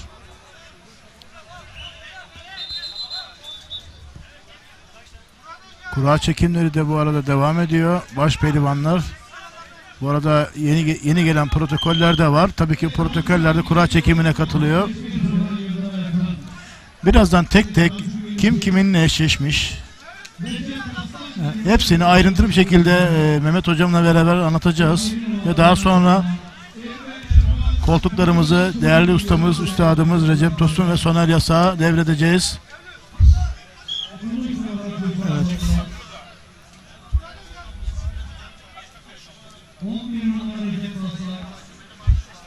Bugün benim öngörüm daha önceki musabakalarda Mehmet Hocam, evet, daha önceki müsabakalarda tam patlama yapamamış ya da işte aksilikler olmuş, kaza yenilgileri diyelim. Bugün ve yarın bir çıkış yapacaklarını düşünüyorum. Mesela işte sakatlı olan kim vardı? Tanju Gemici mesela geçen yıl Tanju Sakatlandı biliyorsun, Kırkpınar'da. Evet. Ali Yanat Mele yaparken biliyorsun puanlama güreşinde lifleri attı. Uzun süre sakat kaldı. Tam olarak iyileşmedi Mehmet Hocam. Ama ileriki zamanlar bakalım bir 6 ay sonra ne olur bilemeyiz ama şu anda sakatlığı tam geçmedi. Fizik tedavi, güçlendirme yapıyor. Tabii ki kendini korumak zorunda Tanju Gemici. İddialı bir başpehlivan. Çok güçlü, kuvvetli ve patlayıcı kuvveti olan bir başpehlivanımız. Biz kendisine tekrar ileriki zamanlarda tez zamanda en iyi formda şekilde sahaya döneceğini umut ediyoruz. Şimdi şöyle bir şey var. Gerçekten sporda sakatlık çok önemli. Neden çok önemli? 48 numara Uzun Serkan müddet Sartın. sakat kaldığın Baş zaman altı pehlivanları tekrar puanlama saatiniz geri dönüşün gelmiştir. çok zor olur. O aynı performansı yakalaman çok zor olur. 24 numara Onun için Menderes Saltık. Serhat Balcı en geliyor, önemlisi burasını çekmek sakatlanmamak. Tabii mutlaka bir sakatlık oluyor bir şekilde. Amma öyle amma böyle sakatlık oluyor. Şimdi geri 4 dönüşü numara Okan Acar. sağlamak için çok Evet, Yunus Emre büyük, Yaman geliyor, emek burasını sarf etmen çekmek gerekiyor. üzere. Tekrar aynı yere gelmek 36 için numara çok Serhat mücadele Balcı. etmen gerekiyor. Onun için Seçkin Duman Tanju Gemici geliyor, de, burasını çekmek üzere. 10 numara Mecit İlk anda Yıldırım. aynı seviyeye Onur gelemez Balcı ama geliyor, ileriki burasını zamanlarda çekmek ben üzere. geleceğini umut ediyorum. Aslen Samsunlu Kocaeli Büyükşehir Belediyesi Sayın Tahir Büyükakın'ın Süleyman Aykırı başpehlivanı. geliyor, burasını Bunu da buradan çekmek üzere. belirtelim. Evet. Sevgili hocam, Fatih çünkü Koyuncu onlar orada geliyor, burasını ekmek yiyorlar, çekmek orada üzere. maaş alıyorlar, onlara sahip çıkılıyor. Yıldıray Biz Para bunları burada Ala anlatmamız gerekiyor ki geliyor, onlar da burasını çekmek üzere. 6 numara onurlu Hamza olsunlar. Karadeniz. Evet. 40 Bu numara arada, Bekir Eryücel. Yeni mesela 26 çıkan numara Onur pehlivanların da Balcı. başarılı olabileceğini düşünüyorum. Evet, Bunlar da Recep Çakır geçen geliyor. yıl 18 numara 7 Yunus tane, Emre Yaman. çekmek üzere. Baş altından başa Semih çıkan, Turgut geliyor, burasını güreşçiler çekmek vardı. üzere. 54 numara Seçkin Duman. Yunus Emre Yaman, Deste Seçkin Orta Boy Duman, ikinci genç grup başpehlivanlardan puanlaması 22 numara Yeni Süleyman çıkanlardan. Aykırı. Ahmet Serbest burasını çekmek üzere geliyor. Bunların Ali Altun adapte geliyor, olması için burasını tabii çok 46 numara Fatih Koyuncu. çalışmaları gerekiyor.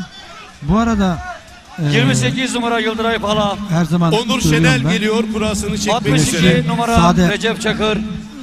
üstte değil altta da çok iyi güreş yapması gerekiyor. Rıza Onlardan Yıldırım, bir numara tanesi Semih Turgut. Enes Doğan, bir tanesi de Burasını çekmek Yıldıray üzere Akın. geliyor. Ali Güngör Alçılı Ekin iyi olan burasını pehlivanlar. çekmek üzere geliyor. Mustafa 30 Doğan numara Özköy'de Ahmet pas Serbest. geçmeyelim çünkü yer güreşinde çünkü Yusufcan Zeybe'ye en iyi alt güreşi yapabilen bir baş pehlivan. Çok biz ona dolaşık pehlivan deriz. Çok dolaşık bir pehlivan. Her an alttan kurtulabilen, çabuk kurtulabilen. Cahali Kurt Rakibi geliyor, burasını çekmek öyle üzere. bir durumda karşıdaki rakibi eğer çok ufak böyle boşluk bıraktığı zaman herkesi yenebilen Ramazan bir Bircan geliyor, burasını beceriye çekmek sahip üzere. ve atletik güreşçi illaki puzzle olman gerekmiyor. 14 numara Atletik Onur olman Şenel. gerekiyor. Mesela ben yeşilin İbrahim şöyle baktığım Çoraman zaman geliyor, burasını 52 ya numara bu Rıza dersin, Yıldırım. nasıl bir pehlivan ama çok atletik, esnek ve teknik bir güreşçi. Bunlar önemli. 34 numara Güngör Ekin. Yani Mustafa Doğan Özkoya, Serdar Yıldırım, İsmail Güzel işte geliyor, burasını Osman çekmek Kan, üzere. İki Enes numara Doğan, Kaan Kaya, Seçkin iki Duman, numara. Yıldıray Pala, Yunus Emre Yaman geçen senenin flash Hamza isimleri. Köseoğlu geliyor, Bu burası sezonda 8 numara sezona iyi Ramazan giriş yaptılar. Bugün Ulucaer Meydanı'nda 64 numara Hüseyin İyican. 64 kuralları çekiliyor. Bakacağız eşleşmeler nasıl olmuş, Salih Erinç nasıl geliyor, performans burasını gösterecekler. çekmek üzere. Acaba tecrübeli başpehlivanlar diyecekler ki biz numara hala burada İsmail varız. Bizi es geçemezsiniz. Evet. Bizim de iddiamız var. İşte dediğimiz gibi Ali Gürbüz geçen hafta başpehlivan oldu. Fatih 44 Aklı numara Şah Ali Kurt. Kumlucu'da başpehlivan oldu. Salih Torun Bunları, geliyor, burasını çekmek üzere. 38 numara Es İbrahim geçemezsiniz. Toraman. Bunları hafife alamazsınız. Yani bunlar iddialı başpehlivanlarımız. Bugün gerçekten çok büyük asılacaklar. 56 numara Hamza Orhan Köseoğlu. Okulu geçen senenin şampiyonu, CV Enerji Güreş'teki şampiyonu. Yine iddialı bir giriş yaptı. 16 numara Cengiz Han Salih Doruk. Şimşek'i yenerek. Favori Cengiz Han Şimşek'i yenerek. Çekmeyen baş pehlivanlarımız lütfen bu tarafa gidelim. Coşkun Polat takipçimiz güzel bir şiir göndermiş. Bunu da okumadan geçemeyeceğim. Terini dök çayıra demiş. Pehlivan ilk Buralarını önce çekmeyen atanı baş tanı, pehlivanlar. kılıç gibi keskindir er meydanı. Meydanda emeğinle Buralarını çekmeyen baş pehlivanlarımız. damla terini dök çayıra. Hayal et ki hedefine eresin, Türkiye kafa tutanı sindiresin. Bayrağını göndere Salih çektiresin. Enis kurasını çekiyor. İnan azmet Mevlam seni kayıra. Şimşek hızınla dalıp vur Evet, sarmayı, kurallarını çekmeyen kartal baş kanadınla pehlivanımız. Lütfen. yapıp 20 numara çıkmayı, Salih Erin. olmazsa düşün kündeye atmayı, Allah sonunu hayır getirse hayır. 32 numara Hakan Güzel bir şiirle Çalışkan. buradan da Coşkun Polat'a Evet, baş teşekkür ederim. pehlivanlarımız. Ana fotoğrafı Değerli çekilmek cazgırımız üzere Salih lütfen. Bozan fıtığı patladı, ameliyat oldu, geçmiş Her olsun meydanda diyoruz. gelelim Bize sanırız. mesaj Hemen göndermiş. protokol Ustacığım kolay gelsin. üstlerimizi çıkarıyoruz. Selamlar diyor. Recep Üstlerimizi Tosun çıkarın. ustama ve size kolaylıklar diliyorum. Güzel güreş olur inşallah. Başarılar diliyorum demiş. Biz de kucak dolusu selam söylüyoruz ve geçmiş olsun diyoruz. Salih Bozan'a. Antalya'dan Hüseyin Hamuruy'dan Evet, geçen kura hafta çeken baş rahmetli pehlivanlarımız oldu ana babası. fotoğrafı için buyurun lütfen. Güreşi Değerli çok baş seven, pehlivanlar, geniş güreşçi bir hilal düzeni alalım lütfen. pehlivanın Geniş bir hilal babası düzeni alalım. vefat etti. Buradan Allah rahmet eylesin diyoruz. Tüm ailesine başsağlığı ve Sağ sabırlar komiseri diliyoruz. Ercüment. Hüseyin Hamuruydan'a, Sağ Ahmet komiser Ercüment Hamuruydan'a, lütfen yanıma. Almanya'dan yine Ahmet Hamuruydan'a buradan selamlar. Onların da bizleri izliyormuş. Selamları Evet, var. baş Biz de pehlivanlar, buradan onlara hepsine ana fotoğrafı Almanya'ya için lütfen selam acele gönderelim. edelim. Bugün Üzerimizi biliyorsunuz çıkarıyoruz, sevgili baş üstadım, pehlivanlarımız. 12 Mayıs Dünya Anneler Günü ve ben burada kendi anneme ve tüm annelerin Anneler Günü'nü kutluyorum. İyi ki Deste varsınız. orta boy galipleri Anneler cetvel hakemliğine lütfen ayakları gelerek cennet altında isimlerinizi biliyorsunuz diyorlar. yazdırınız. O yüzden Baş tüm altı annelerimize galipleri her zaman saygımızı, hakemliğine sevgimizi gelerek buradan lütfen isimlerinizi gönderiyoruz. yazdırınız. Kucak dolusu selamlar. İyi ki varsınız. Ben de rahmetli Evet, baş annemin pehlivanlar. toprağı bol olsun. Cennet Allah rahmet mekanı eylesin. olsun. 2012 yılında vefat etti. Tüm annelerin Anneler Günü'nü kutluyorum. Ölmüşlere de Allah rahmet eylesin diliyorum. Ve şu anda da güzel bir görüntü. CV Enerji Güreş Ligi'nin Logosu var. evet Manavgat Er Meydanı'ndaki güzel Evet, tablosu. basın mensuplarımız. Evet, çok Son güzel bir tablo. görüntülerimizi alıyoruz. Tarık Sarvan da büyük destek veriyor. CV Enerji Güreş Kıymetli Ligi'nin ana basın sponsoru. mensuplarımıza teşekkür Pehlivanların ediyorum. her Baş şeyiyle pehlivanlarımızı, maddi manevi ay yanında. yıldızlı, al bayrağımızı Onu buradan belirtmek isteyelim. taşımaya Evet. çok kıymetli cazgırımız protokolümüzü Eminger de anonslarını hemen yaptıktan ay sonra yıldızlı, al bayrağımızın ve arkasına bayrak istirham töreni ediyoruz. şimdi ekranlarımıza gelecek. Evet, sayın protokolüm. Sayın başkanım. Evet, baş pehlivanlar, ay yıldızlı, al bayrağı taşıyalım lütfen. Bu arada baş pehlivanlarımız Baş pehlivanlar. kortej olacak. Halkı Ay selamlayacak. yıldızlı, al bayrağımızı omuzlarımızda taşıyalım Al lütfen. bayrağımız, Türk bayrağımız ile beraber. Tabi bu arada meydanda diğer güreşler devam ediyor. Şimdi hep baş pehlivanlara odaklaştık. Diğer alt boylarda çetin mücadeleler devam ediyor. Puanlamalar var şu anda sahada. Çok sayıda. Evet, başaltı boyun puanlamaları var. Yine Evet, baş pehlivanlar, küçük orta ay yıldızlı, boyların al bayrağımızı puanlamaları var. omuzlarımızda Değerli taşıyoruz. üstadım. Ekran dışında gördüğüm Yiğit Yılmaz, Hüseyin Kalaycı puanlaması var baş altında. Arka kadrajda.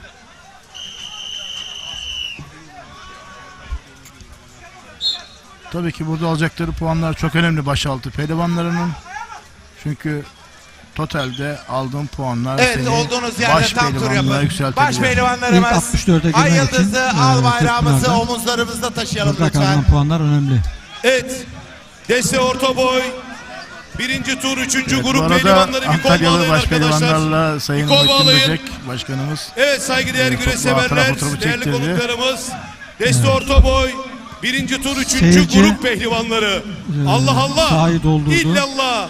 Muhammedur Sanki biraz daha Resulullah. seyirci, Koç sahanın yiğitlere büyümesi alkışlarla gerekiyormuş diyelim gibi. maşallah. Allah derman Çok sayıda versin. seyirci var. Antalya seyircisi gerçekten Güreşi seven seyirci, güreşi Evet, bilen çok kıymetli seyirci. protokolümüzü Ay Güreşi gerçekten Yıldızı çok iyi biliyor. Albayrağımızın hemen Yaşıyor içinde, damarlarında yaşıyor. arkasına istirham ediyoruz. Bugün gerçekten Evet, korkumuz vardı değerli güreş severler, hava yağışıyla değerli alakalı ama konuklar, şu ana kadar gayet de biz bugün saat bu 2'ye 10 geçiyor itibariyle bu şu an hava güreşleri gayet yapıyorsak iyi bunu ve böyle de aziz devam etmesini istiyoruz. şehitlerimize, Dua ediyoruz. kahraman Allah büyük Mehmetçiklerimize ama borçluyuz. yağmura da Biz artık bugün toprağın ihtiyacı var. Ilıcaer Meydanı'nda bu Yaradan güreşleri nasıl yapıyorsak diyorsa öyle bunu yapsın. Tabii Çanakkale'de Allah'ın işine yatan karışılmaz. 253 bin Kesinlikle. şehidimize borçluyuz. Dün Biz gerçekten güzel bugün bu yağmur güreşleri yağdı. yapıyorsak bunu Yani toprak Türkiye Cumhuriyeti'ni yağmura kurup doydu yani. Anıtkabir'de yatan Gazi Bu, Mustafa Kemal Atatürk'e Yaylalar da silah yağmur arkadaşlarına istiyor. Bu sene borçluyuz. Ekinler erken Ne güzel sarardı. söylemiş şair. Dur yolcu, Onun için bilmeden toprağın gelip yağmura bastığın ihtiyacı bu var. toprak bir devrin battığı yerdir. Tabii şu Eğil de anda kulak sağ ver bu dolu. sessiz yığın.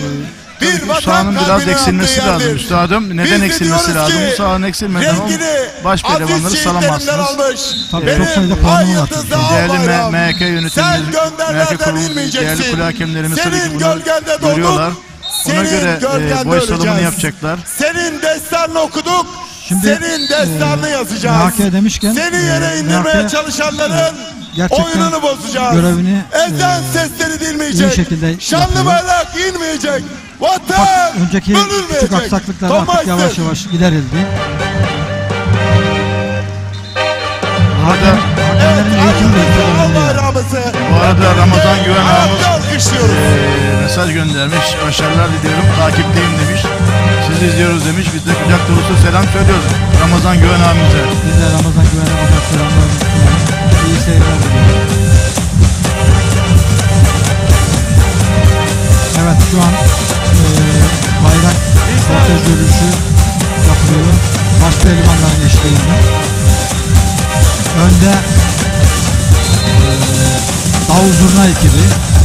Güreşin olmazsa olmazı, güreşi hareketlendiren, güreşe ses getiren, güreşi ahengini arttıran. Evet, ay yıldızlı Gördüğünüz kadarıyla. albayrağımızı hep birlikte Sevgili ayakta üstadım bu arada alkışlıyoruz. hem davul zurna çalıyor hem müzik çalıyor. İkisi şu anda karışıyor. Evet. Bu da Yani biraz- burada birinden biri durması gerekiyor. Bizim öngörümüz yani. Hem müzik hem davul zurna ikisi karışık oldu.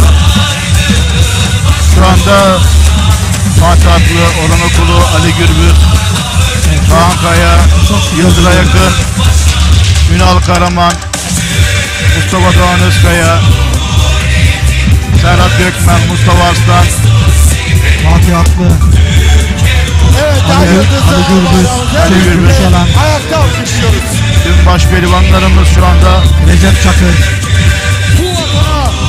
Alişan Batmaz, Ay yıldızlı. evet Alexan Batmaz'la bugün Ali Altun, Uğruna binlerce can verdik. Yine veririz. Dünyada dev bir benzerimiz Türk yok. bayrağımızı Çünkü bize buradan selamlıyoruz. Türk oğlu Türk'üz biz. Ramazan Bircan,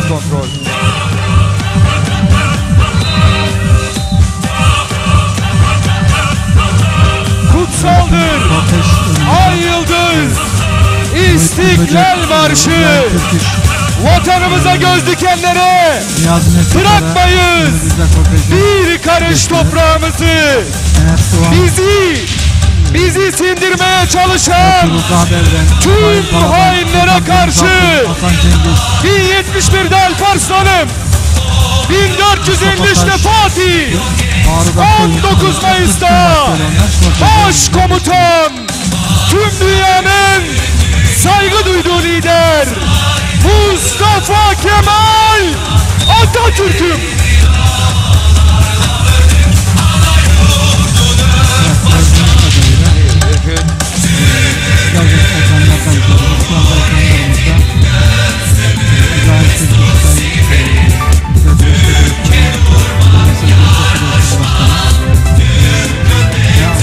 Bastığın toprakları, bastığın yerleri toprak diyerek geçme tanı. Düşün altındaki binlerce kefensiz yatanı. Sen şehit oğlusun, incitme yazık yaratanı. Verme dünyaları alsan da Tom cennet Meister, vatanı. Tom Meister. Evet değerli güreş severler.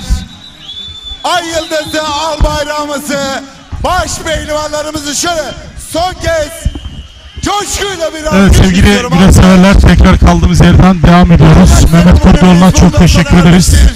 Teşekkür ediyoruz. Sağ olun. Güreşlerimiz var olun. ikinci tur kuralları çekildi. Evet, başpehlivanlar, Kur'an numarasına Ali göre Yıldız'ı, lütfen bağımsızlığımızın her meydandaki sembolü olan yemek bayrağımızı başpehlivanlarımız omuzlarına taşıdılar. Gerçekten gurur vericiydi. İkinci tur kura çekimlerini Sevgili güreşseverler, ikinci turda kura eşleşmeleri yapıldığını söyledik. ile Mehmet Yeşil, Okan Akar ile Birinci turda kıran kırana çok heyecanlı güzel güreşler oldu. İnşallah ikinci turda da güreşler devam edecek.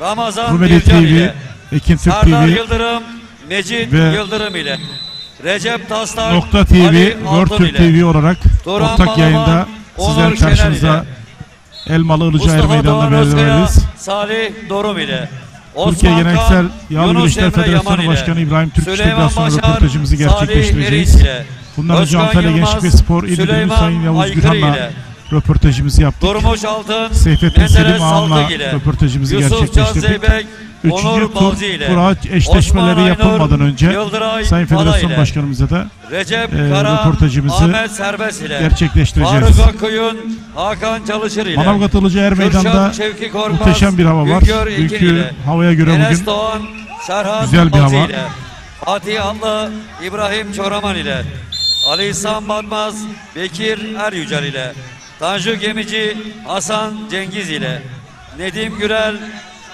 Şah Ali Kurt ile Ali Gürbüz, Fatih Koyuncu ile Ünal Karaman, Serkan Sertürk ile Orhan Okulu, İsmail Güzel ile Serhat Gökmen, Rıza Yıldırım ile Mustafa Taş, Seçkin Duman ile Hüseyin Gümüşalan, Hamza Köseoğlu ile Emre Arkal, Yalçın Üncül ile Ertuğrul Dağdevren, Semih Turgut ile Yıldıray Akın, Recep Çakır ile Mustafa Arslan, Hüseyin İyican ile arz ederim.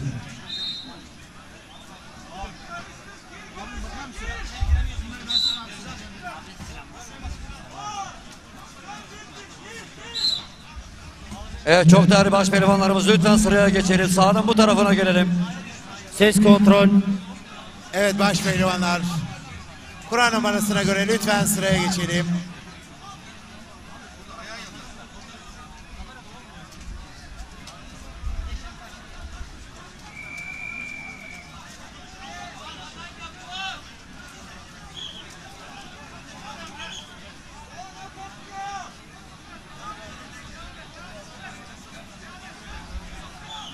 Evet başpehlivanlar.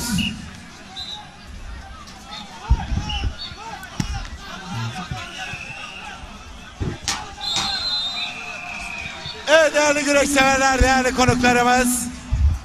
Evet, Recep 11. Tosun geleneksel Manavgat kardeşimiz de Belediyesi Yağlı üstadımız da şu Pehlivan anda güreşleri CV Enerji geldi. İkinci turu 2024 yorumlayacağız yılı beraber. birinci etabı. Baş pehlivanlık ikinci tur müsabakaları. Baş pehlivanlarımıza şöyle bir moral alkışı istiyorum. Alkışlar sizlerden, güreşler onlardan.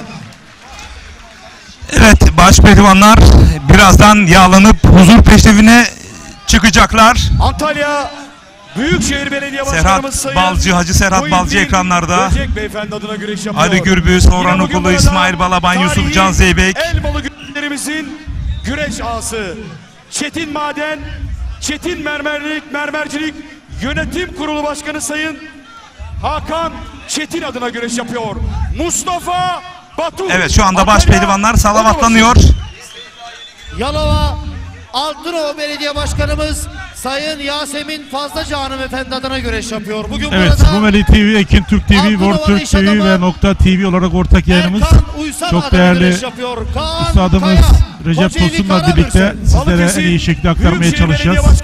Bundan önceki yorumcularımız Şener hocamıza ve Mehmet Kardi hocamıza çok teşekkür ederiz. Bizlere katkı sağladılar. Ve ikinci tur biraz sonra başlayacak. Birazgır şu anda anonslarını yapıyor. Kurulu Başkanı Sayın Veli Demir adına güreş yapıyor. Ekranlarda şu anda Mehmet Yeşil 10 yılları tarihi Kırkpınar başpehlivanı Mehmet Yeşil. Antalya Aksu Karaöz. Antalya Korkuteli Belediye Başkanımız Sayın Saniye Ceren hanımefendi adına güreş yapıyor. Bugün burada Karasu Ticaretleri'nin sahibi Sayın Nurullah Karasu adına güreş yapıyor. Okan Açar, Antalya. Kocaeli Başiskele Belediye Başkanımız Sayın Mehmet Yasin Özlü adına güreş yapıyor. Okan Acar Hamza ekranlarda. Özkaradeniz. Antalya Manavgat Belediyesi Başpehlivanı. Kocaeli, Hamza Özkaradeniz Kocaeli Başiskele Belediyesi Başpehlivanı ve İsmail Koç Türkiye Adı Güreşi'nin prensi. Yanık hazır betonlar. Aşır Ramazan Yıldırım'ın başpehlivanı İsmail Koç. Ramazan Yıldırım adına güreşiyor. Yine bugün burada hasta yatağında şu anda ekranları başında bizleri izleyen babası İbrahim Koç adına güreşiyor. İsmail Koç. Evet, İsmail Koç da çok beyefendi, çok centilmen bir pehlivan. Ve güreşe sözde değil, özde sahip çıkan Antalya Büyükşehir Belediye Başkanımız Sayın Muhittin Böcek adına güreşiyor. Yine burada Karabulut İnşaatlar Yönetim Kurulu Başkanı genç iş insanı Sayın Ramazan Karabulut adına güreşiyor. 2013-2017 yılları tarihi Kırkpınar Başpehlivanı. 2023 yılı tarihi Kırkpınar Başpehlivan ikincisi İsmail Balaban. Antalya Elbalakçay. Antalya Karayolları Bölge Müdürlüğü adına güreş yapıyor. Ramazan Bircan, Antalya Kumluca. Samsun Canık Belediye Başkanımız Sayın İbrahim Sandıkçı adına güreş yapıyor. Recep Taslak, Samsun Canik. Antalya Döşemealtı Belediye Başkanımız Sayın Menderes Dal adına güreş yapıyor. Ali Altun, Antalya Döşemealtı. Sakarya Akyazı Belediye Başkanımız Sayın Bilal Soykan adına güreş yapıyor. Serdar Yıldırım, Sakarya Karabürçek. İstanbul Şile Belediye Başkanımız Sayın Özgür Kabaday adına güreş yapıyor. Mecit Yıldırım Mecit İstanbul Şile Yıldırım, Belediyesi İstanbul, Şile. Başpehlivanı. Antalya Büyükşehir Belediye Başkanımız Sayın Muhittin Ve Böcek Turan Beyefendi Balaban adına güreş yapıyor. burada geçen hafta Balaban, yapmış olduğu çıkışla Antalya Elmalı. göz doldurdu Manisa Onur Şenel. Büyükşehir Belediye Başkanımız Aslen Manisa Sayın Kuleli. Ferdi Zeyrek Kulalı. adına güreş yapıyor. Onur Şenel, Manisa Turgutlu. Antalya Büyükşehir Belediye Başkanımız Sayın Muhittin Böcek Beyefendi adına güreş yapıyor. Yine bugün burada Antalya Kemer'de faaliyet gösteren Çetin İnşaat, Çetin Gayrimenkul, Çetin Turizmleri Yönetim Kurulu Başkanı genç iş adamı Sayın Çetin Tal adına güreş yapıyor. Yine bugün burada Harun Ülker Beyefendi'ye de teşekkürlerini ve şükranlarını sunuyor. Mustafa Doğan Özkaza, Çorum Mecitözü. Antalya Büyükşehir Belediye Başkanımız Sayın Muhittin Böcek Beyefendi adına güreş yapıyor. Yine bugün burada Korkuteli Esnaf ve Kredi Kefalet Kooperatifi Başkanımız Sayın Hasan Can Caran adına güreş yapıyor. Salih Dorum, Antalya Korkuteli. Çorum Belediye Başkanımız Sayın Doktor Halil İbrahim Aşkın adına güreş yapıyor. Ahmet Serbest, Çorum. Ve Türkiye Adı Güreşi'nin çok kariyerli bir başpehlivanı Ordu Ünyeli Recep Kara. Kocaeli Büyükşehir Belediyesi Başpehlivanı. Adına güreşiyor. Yine bugün burada Ordu Milletvekilimiz Sayın Mustafa Adıgüzel adına güreşiyor. 2004, 2007, 2008, 2016 yılları tarihi Kırkpınar Başpehlivanı Recep Kara, Ordu Ünye. Ankara Büyükşehir Belediye Başkanımız Sayın Mansur Yavaş Beyefendi adına güreş yapıyor. ASKİ Spor Kulübü'nün pehlivanı. Yine bugün burada Antalya Kemer'de faaliyet gösteren Sailors Beach Otelleri Yönetim Kurulu Başkanı namıyla maruf Reis Burhan Şeker adına güreş yapıyor. Özkan Yılmaz, Samsun. Sakarya Hendek Belediye Başkanımız Sayın İrfan Püsküllü adına güreş yapıyor. Süleyman Aykırı, Sakarya Hendek. Antalya Büyükşehir Belediye Başkanımız Sayın Muhittin Böcek adına güreş yapıyor. Bugün burada Antalya Kumluca'da faaliyet gösteren Uçar Emlakların sahibi Sayın Osman Uçar adına güreş yapıyor. Menderes Saltık, Manisa Turgutlu.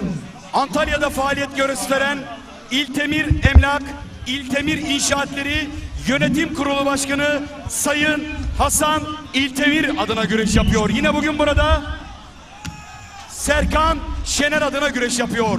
Furkan Durmuş Altın, Antalya Korkuteli. Salih Erinç, Samsun, Balıkesir Büyükşehir Belediye Başkanı Sayın Ahmet Akın adına güreş yapıyor. Yine bugün burada Akdeniz Üniversitesi Manavgat Yüksekokulu Müdürümüz, Akdeniz Üniversitesi Dernekler Yörkam Dernekler Müdürümüz Doçent Doktor Sayın Fatih Uslu adına güreş yapıyor. Süleyman Başar, Manisa Akhisar Selçuklu.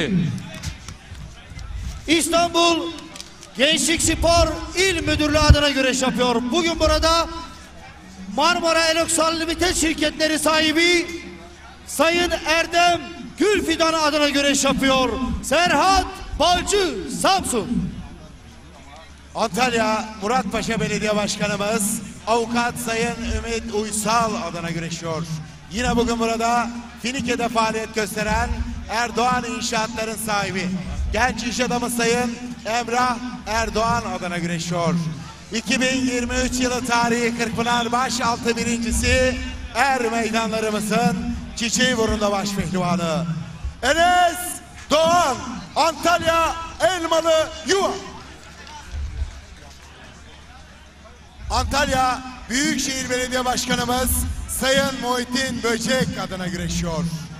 Yine bugün burada Antalya'da faaliyet gösteren Veli Demir Otomotiv, Veli Demir Filoları Yönetim Kurulu Başkanı, Antalya Serik Yağlı Pehlivan Güreşleri Altın Kemerli Güreş Ağamız Sayın Veli Demir adına güreşiyor.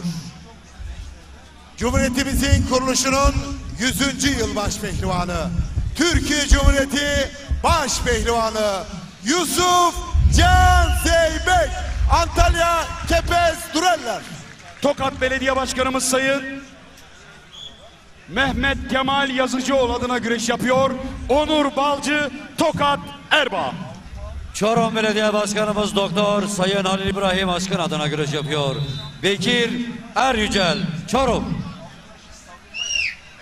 Antalya Korkuteli Belediye Başkanımız Sayın Saniye Caran hanımefendi adına güreş yapıyor. Yine bugün burada Antalya'da faaliyet gösteren Aya Emlakları Yönetim Kurulu Başkanımız Sayın Ömer Aya adına güreş yapıyor. Ali İhsan Batmaz, Korkuteli Bozova. Serik Yağlı Pehlivan Güreşleri Tertip Komite Başkanımız, aynı zamanda Serik Belediye Başkanımız Sayın Kadir Kumbul adına güreşiyor. Yine bugün burada eski şampiyonumuz, ebediyete irtihal eden Hakkı Aygün adına güreşiyor. Osman Kan, Antalya Serik. Bugün burada Manavgatlı iş adamı Kayaoğulları İnşaat ve Otomotiv'in sahibi Sayın Mevlüt Kaya adına güreş yapıyor. Ankara Büyükşehir Belediye Başkanımız Sayın Mansur Yavaş adına güreş yapıyor. Yunus Emre Yaman, Zonguldak Alaplı. Marmara Eloksal Şirketler Yönetim Kurulu Başkanı İş Adamı Sayın Erdem Gülfidan adına güreş yapıyor. Ali Güngör Ekin, Pehlivanlar Diyarı Karamürsel. Meceme Özparlar Yönetim Kurulu Başkanımız Sayın Mehmet Özparlar adına güreş yapıyor ve kendisine her zaman maddi ve manevi desteğini esirgemeyen Sayın Mehmet Özparlar'a da teşekkürlerini sunuyor. Kürşat Şevki Korkmaz, Antalya Serik. Evet, Antalya'mızda Ataspor'u güreşe sahip çıkan bu meydanlarında 370 pehlivanımızı Antalya bünyesinde kol bağlatan, kısmet giydiren Antalya Büyükşehir Belediye Başkanımız Sayın Muhittin Böcek adına güreşiyor. Serkan Sertürk, Antalya Elmalı. Yine bugün burada Fortis Terimların sahibi iş adamı Sayın Süleyman Alkan adına güreşiyor. Ankara Büyükşehir Belediye Başkanımız Sayın Mansur Yavaş adına güreş yapıyor. Bugün burada Çağlayan Mobilyaların sahibi Erol Çağlayan adına güreş yapıyor. Ünal Karaman, Çorum. Antalya Büyükşehir Belediye Başkanımız Sayın Muhittin Böcek Beyefendi adına güreş yapıyor. Yine bugün burada Antalya Manavgat'ta faaliyet gösteren Kayaoğlu İnşaat, Kayaoğlu Emlak, Kayaoğlu Otomotiv Yönetim Kurulu Başkanımız Sayın Mevlüt Kaya adına güreş yapıyor.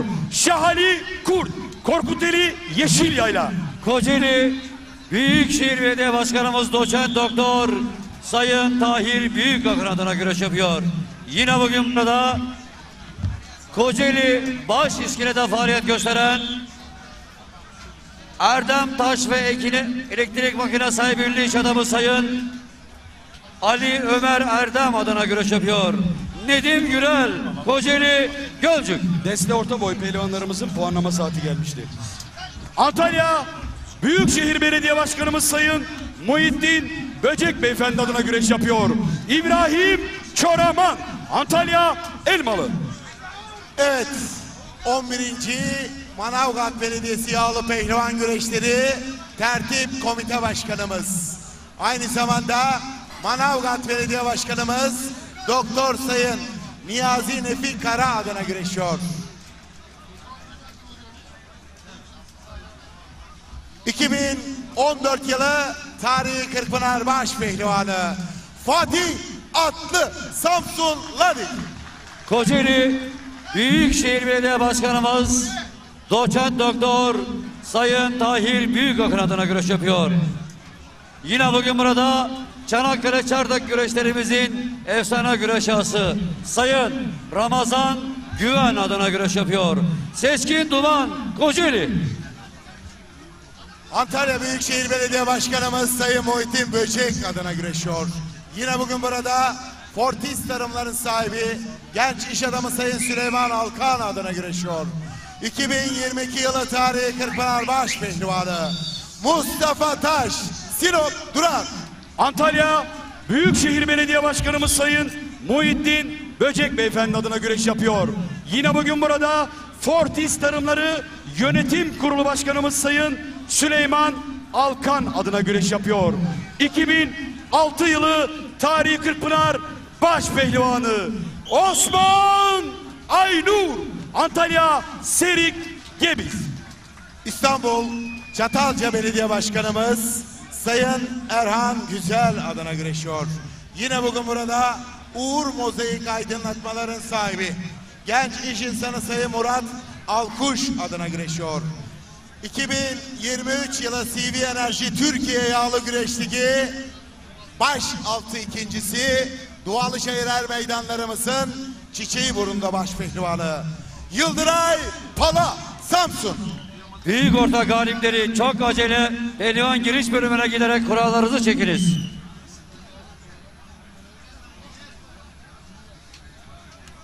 Evet değerli güreş severler, sabahtan bu yana yaptığımız anonslarda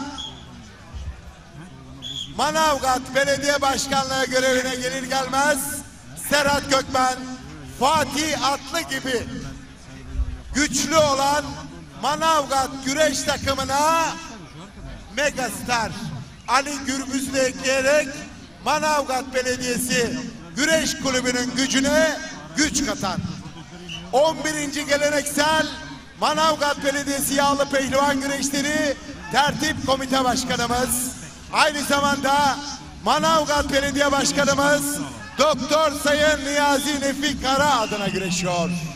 Yine bugün burada Antalya'da faaliyet gösteren Gönül İnşaatların sahibi genç iş insanı Sayın Ali Abay adına güreşiyor. 2011, 2012, 2019, 2021 yılları tarihi Kırkpınar Baş Pehlivanı. 1988 yılı tarihi Kırkpınar Başpehlivanı merhum Recep Gürbüz'ün mahtumu Ali Gürbüz. Antalya Korkuteli Sıvandır. İstanbul Şile Belediye Başkanımız Sayın Özgür Kabadayı adına güreş yapıyor. Fatih Koyuncu, İstanbul Şile. Antalya Korkuteli Belediye Başkanımız Sayın Saniye Caran hanımefendi adına güreş yapıyor. Yine bugün burada Antalya Finike'de faaliyet gösteren Erdoğan İnşaatleri Yönetim Kurulu Başkanımız Sayın Emrah Erdoğan adına güreş yapıyor. Hasan Cengiz Korkuteli Bozova. Kocaeli Büyükşehir Belediye Başkanımız Doçent Doktor Sayın Tahir Büyükakır adına güreş yapıyor. Yine bugün burada tarihi Kırkpınar'ımızın altın kemerli efsane güreş ağası, ağaların ağası Sayın Seyfettin Selim adına güreş yapıyor. Tanju Gemici, Samsun Terme. Antalya Muratpaşa Belediye Başkanımız Avukat Sayın Ümit Uysal adına güreşiyor. Yine bugün burada CV Enerji Türkiye Yağlı Güreş Ligi ana sponsorumuz Sayın Tarık Sarvan adına güreşiyor. Yine 1987 pehlivanımız başta olmak üzere 8.000 misafirine otellerinin kapısını sonuna kadar açan kıymetli ağamız Sayın Hasan Özden'e de şükranlarını sunuyor. 2015-2018 yılları tarihi Kırkpınar Başpehlivanı, 2023 yılı CV Enerji Türkiye Yağlı Güreş Ligi lig şampiyonumuz Orhan Okulu, Antalya Kumluca. İsmail